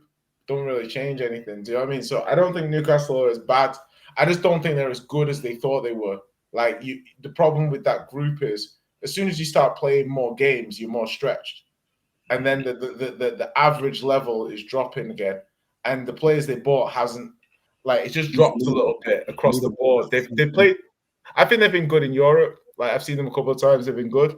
But in the league, just that intensity, that quality level with the very first team players, just, not there. But yeah, like I said, it'll come. But it's just this league now is so unforgiving. Like, anyone can get it on any weekend when you're not 100%. You know what I feel like? The intensity thing, because you spoke about intensity there. I think that might be an issue for Newcastle because before, of course, I always say bully ball. We're moving away from it, though. That's what I'm saying. I think they're moving away from it. We're slowly trying to move away from it because when you're competing across 4 different competitions come January, this is what I was about to say. You can't keep the intensity thing That's doesn't work. why they needed a different profile because they need to switch the way they play. They can't always press. You're going to need to hold on to it sometimes and figure out a different way to kind of unlock or beat teams. Do you know what I mean? Yeah. And what Toon said earlier, our fullbacks are key to ball retention. They're key to the ball retention. And at the minute, we can't do it because we've got Dan Burn and Trippier who can only get to the halfway line or we lose his defensive ability because he hasn't got the legs to get back anymore. I was going to... So go on, Ash. No. Yeah, you're right. I was going to ask Olu, and I don't know if Wilbur is still in the chat, because I got this, and I don't know if it's correct, because I kind of feel like almost Eddie Howe's going through is having his Arteta moment of last season, where people were talking about how obviously the season prior to that, your guys were free flowing, you were gun ho, your attack was amazing, and then the following season said, what have we stopped? We're methodical, we're slow. Well, I know there's different reasons for that. You didn't really have a great number 6 or proper number 6, but also I partly think I was going to ask you actually, Olu, and if Wilbur in the chat, do you think Arsenal changed their style of play then to be able to perform consistently across all 4 competitions? Because now you've got more players this season. You haven't changed. You've changed a little bit, obviously, how you got bringing the ball out. You're a bit more quicker in transition, but you're able to compete more now as well. So I don't know, especially last year. If you're looking back in hindsight, do you think you changed it because of that or not? So I think so. I think a couple of things for Arteta. I think losing the league twice scarred him, and he lost it the 3rd time, so it is what it is. But also I think that he moved towards having more control of the game and dominating the game in all phases is more important than like playing a game where it's just back and forth all the time. So I think, and obviously last season as well. I mean, the injuries was one thing, but I don't really count injuries. I think I think Arteta saw the game needed to slow down to be more in control, basically. That's what I was getting at before. Go on. And I think like maybe Eddie Howe has seen the same thing as well in terms of I've always said this, and I don't know. I always thought that Newcastle are very, I don't want to say emotional, but they're a very aggressive, high pressing team. And like, especially playing at home, they feed so much off the crowd Yes. It's hard to play them. Yeah. And maybe he's trying to say, well, we want to be a team that isn't always. We don't always need the crowd for us to be in control of a game. And maybe he's going through that right now. But the players you've got right now don't fit that mold, and maybe it's a little bit harder to do so when you've got players who are natural runners, naturally more aggressive. I mean, you got Tonali, who's obviously a great footballer. Yeah, but He's a controller, right? Only a few of them don't know. When you look at our starting 11, there's only probably 2 or 3 that don't fully fit that mold, and 2 of them are wingers. Yeah, but I look at the midfield. I say like Joe Linton is more of a bruiser, right? Joe Linton's the one that we really need to upgrade if we want to control games. 100%. Bruno Guimaraes is somewhere in between both of that, right? Sometimes he's like a footballer, sometimes he's more of a brute. Like he picks which day. He's a highly technical player, though. Yeah, that's what. But he almost picks the day where he wants to be a technical player versus the day he wants to just be a guy who runs around. City Guardiola what? Yeah.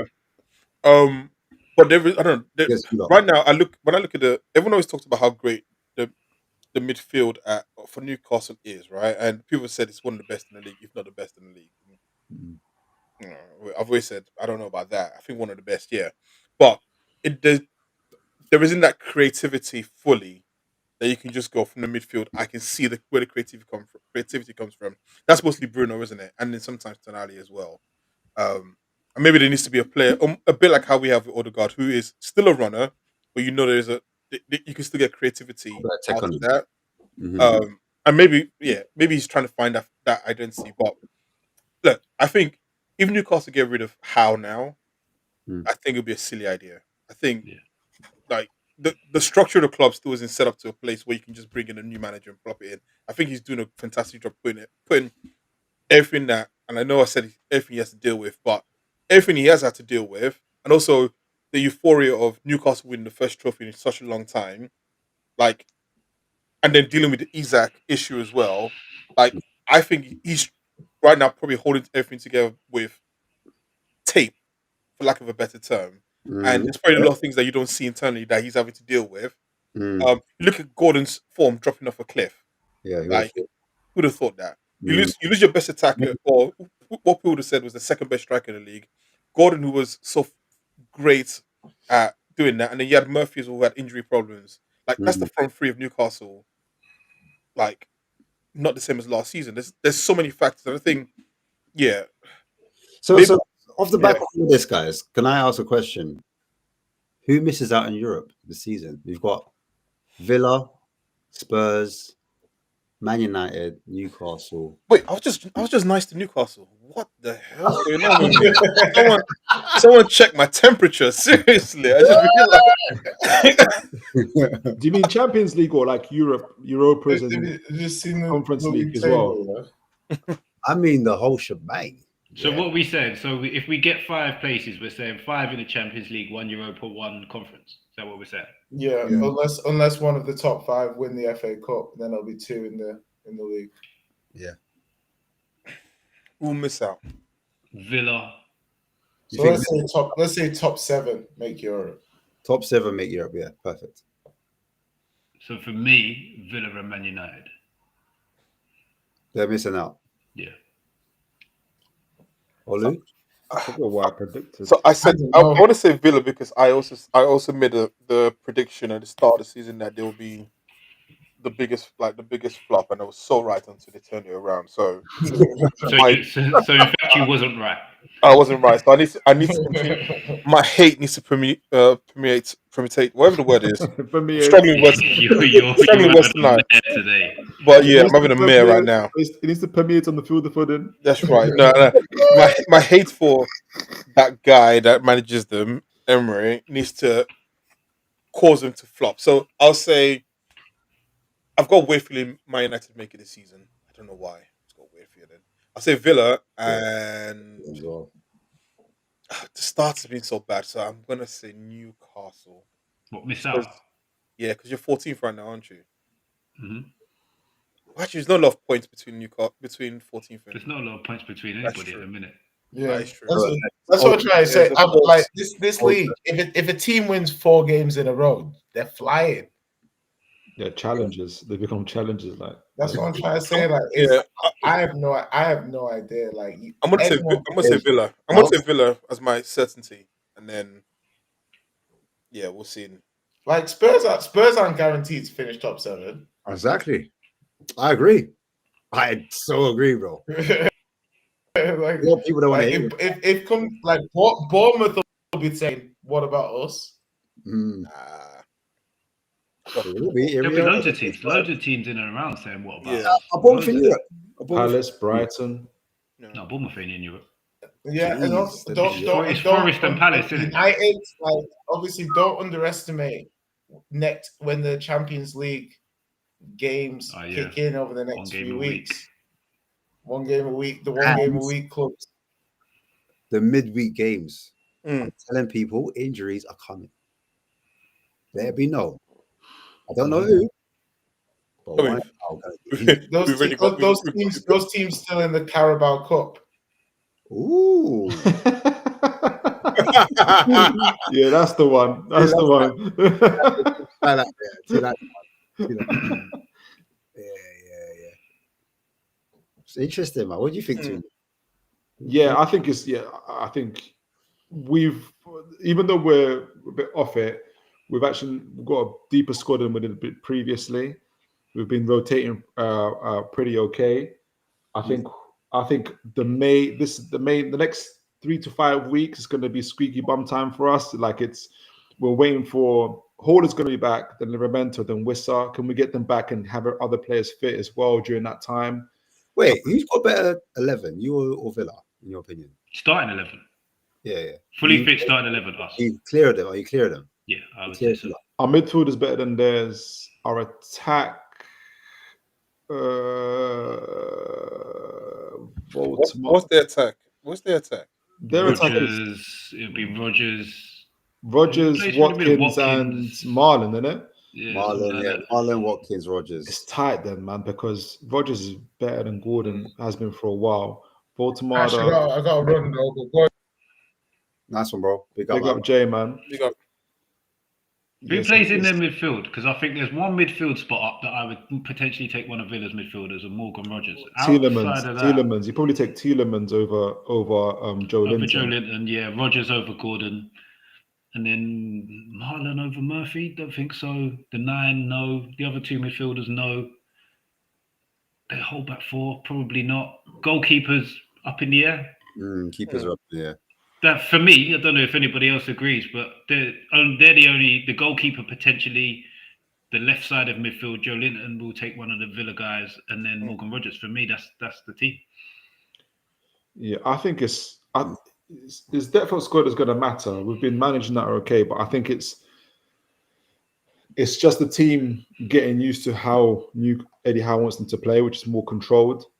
That takes a little bit of time. Hopefully, we don't lose too many points before then, and we get our players back as well.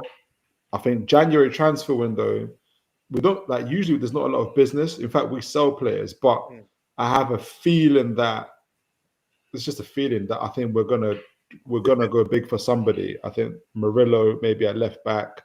There's a right back that we're looking at. I think we're a little bit. Yeah, I think we're looking. From Forest. Yeah. Swear on. Yeah, we're linked to him. Raw. We'll pull the trigger big somewhere in January. Yeah, on somebody. Yeah. Got to get someone creative in the midfield. That's not it's not like how we play. Like I think those fullbacks is what matters for us. Like we're not like a Cole Palmer type of midfield. It's not to say they won't do it, but at this stage, like I need to see like Ramsey take over Joe Linton's place. I think how looks at it is, can you put all these? Because remember, you would say that like Cole Palmer's a number 10 for Chelsea, right? And Newcastle needs a player like that. But last season, Newcastle and Chelsea both scored exactly the same amount of goals. So I think styles make. Well, what's the word? No, there's 1,000 ways to. Is there 1,000 ways to skin a cat? Something like that. Ways to skin a cat. Yeah. So I think that's just Howell's way to do it as a collective, if anything. So yeah, I hear that. Yeah. And also, a key thing that I've been telling so many people, because I mentioned Lewis Hall and people look at me like I'm mad. He normally has the most touches of the ball when he plays for us. Him and Bruno. No one really understands how key he is to the way that we play. Fair enough. Yeah, I hear it. I mean, some could say the same about Spurs' fullbacks when we got Jed Spence playing. Yeah. As The doggy makes a difference to you. It makes a big difference when he pulls out wide. Sorry, Mr. Box Office. I know you don't like him. Just in case. I can't say the same about my fullbacks, man. Whoever we put in, they just do. Hey, this crash out when it all goes wrong is going to be hilarious. Well, we're not up to that kind of genius. When it all goes wrong. Yeah, listen. I ride it to the wheels come off. If something could go wrong, it does. Exactly. You gotta ride until the wheels come off, man. That's my thing. Exactly. That's my thing, man. Right, enjoy the highs and mourn the lows. That's it. But listen, guys, I'm gonna end it there. I thought it was gonna be very hard to talk about things today. Man, it's us. We can always talk about things, man. Yeah, I just thought in the National League. Nah, man, listen. I was gonna bring up like who's the best midfielder. You don't need all that. McTominay, you didn't know that. We still made a comfy 3 hours on International Week. That's calm. It's amazing. It's amazing. It's amazing. We did the predictions. We don't ever do the predictions. Oh yeah, 3-1 Arsenal. Out the game. Cool. 2-1 Newcastle. Yeah. Yeah. Is that boom. Draw. We need to win on Sunday so bad. My actual realistic prediction would have been 1-1, by the way. Let me just put that out there. I'm not getting bullied into saying 2-1 every week. I refuse to let it happen. Because if Arsenal would lose and City win, they'll be like 2 points behind you. Or one. Because they're 4 behind you. The internet's going to shut down, bruv. There's going to emergency meetings. Yeah, that's right. You can't let them smell blood, you know. They're already smelling it, man. Listen, I think Man City's still got a few more losses in them. Yeah, but you've got Tottenham and Chelsea back to back in the league with Bayern Munich in the middle, bro. That's easy food, man. I mean, Bayern Munich, is tough. But that's an easy food. 2 derbies back to back, man. Said easy food, you know. Light work. That's a light jog in the park right there, man. Hey, Other games on the weekend are Man United, Everton. Who cares? That's going to be.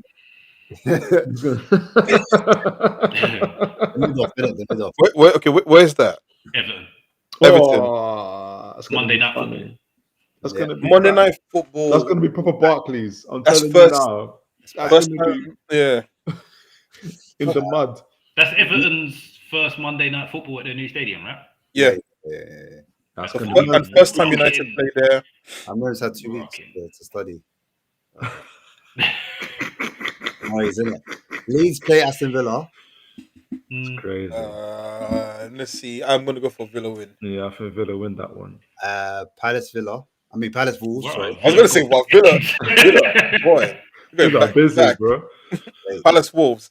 Yeah, put the 3 points in the back. Palace. Wolves. I mean, Palace win that. Wolves are and Liverpool Forest. Liverpool Forest. Where is it at? Liverpool. Oh, the Liverpool. Yeah, Liverpool Forest. Whoever team I see. I'm even gonna give a score for that one. What? You don't want Liverpool must win, no? 3-0 Liverpool, and even Wirtz gets a goal or assist in the game. But I had Liverpool fans worried about Daesh the other day. They were telling me that now Sean Daesh is first. We've got to worry about these man. Champions of the league worried about Daesh. That's crazy. But then like close to $500 million, and listen, we'll both jog whatever your name is. If you ever see me saying sack the fraud on a stream, it's not me. You're not gonna get that kind of reaction out of me. He's gonna come with whatever that mask was to say. I'm too laid back and I'm too sarcastic for that to happen. I'll just spin it somewhere else. So what are we saying? Liverpool for us? Yeah, I think 3-0. Why? Liverpool. Oh wow, it's a pushback. I don't see what they're doing that's making people comfortable. Like I don't. Hey, where's Preacher? You need it, man. No, he knows. Today. You reckon Preacher's bottled it? Nah. No. Preacher isn't the type of guy to bottle it. No. He's been through worse storms than this. Yeah. There's nothing. It's bulletproof. But I listen. If they to lose, then well, you don't know. I think it's impossible. They cannot lose that game. Impossible. I think they can. Forest. Can it get any worse? It can. Yeah. It Well, can. But is anyone a draw? Because anyone think like a draw? Who sees Salah tracking back to catch? Who's your never Odoi? Liverpool lost to Forest last season at Anfield when Liverpool were actually good. Yeah, they did. Yeah, they're even worse now. So fall off. It's possible. It depends what Slot does. If Slot keeps going to try and play slot ball, then they could easily lose. It's not going to change. It's not going to change. Elliot Anderson and go back to Klopp. I'm going to go back to Klopp. Yeah, Jurgen Klopp style. Odoi's got no knees, man. So it's not like it might be one of those games where Salah can actually walk around because Odoi ain't got no pace there, man. Ekatike, Ekatike. Verts will get dropped, I reckon. You think so? Do you reckon? He had a good international, man. Yeah. Salah's the one who needs to get dropped. I know they'll start Salah. I still can't piece their team together though, because he's going to look at what Ekatike did for France and be like, right, you're playing off the left. Isak will be through the middle. And then who plays on the right? Why should Isak play? Like I think Ekatike should be number 9. He should be, yeah. He should be, but boy, listen, is what it is, man. Like I think 400 bags. You put in 400 bags on the bench. I think not. You know, I heard someone say. Well, he said that there was that it'll be political if Isak doesn't start, and that the Liverpool board will be political on Slot. And I remember people were laughing him out of it, like, "Oh, yeah, how can you say that?" And I was like, I spoke to him. I was like, "No, it makes logical sense. Like, they spent 150 mil. The same thing, return on investment. Yeah, exactly. The same thing applies for Salah. They've put themselves in a position now where Salah's got so much money and also got the reputation. I mean, it's weird though because Liverpool fans are the ones saying drop him, which is weird because usually you don't get that. But it's a political thing where you're just giving the guy 400 grand, and now the manager's going to say, "No, I'm not going to drop you for one game. I'm going to drop you consistently." Yeah. That is different. Yeah, but he's got the same problem that Tuchel's got with Bellingham. If you do it, you have to win. Yeah. You can't do it and lose because you're fucked. They're losing they're doing it and losing at the moment. I think, look, these guys are billionaires. They should be used to understanding what a loss is. Like, I don't think Isak signed a 5-6 year contract with them. How much is he on? 300k or something. Yeah. Easy 300k. Yeah, that's cool. It's all right. Like you have to win games at the end of the day. Yeah, like it's not it's. That's the money at the top, Ash. That's where we're looking to get to. Once you get there, you got to pay it. You have to take it in your stride. I don't think you should be like if he genuinely thinks Ekatike is better to start, he can't be sweating saying I've got to start Ekatike. I should start Ekatike, but that 300k contract, like that's the worst thing you can do. Like if you're actually trying to win games, like but imagine I can't wait. But imagine you don't. Okay, but say imagine this. Imagine Isak's back fully fit, right? Let's just say Salah plays. Isak's back fully fit. Isak's never fully fit, by the way. Okay, Isak is back and he can actually walk for once.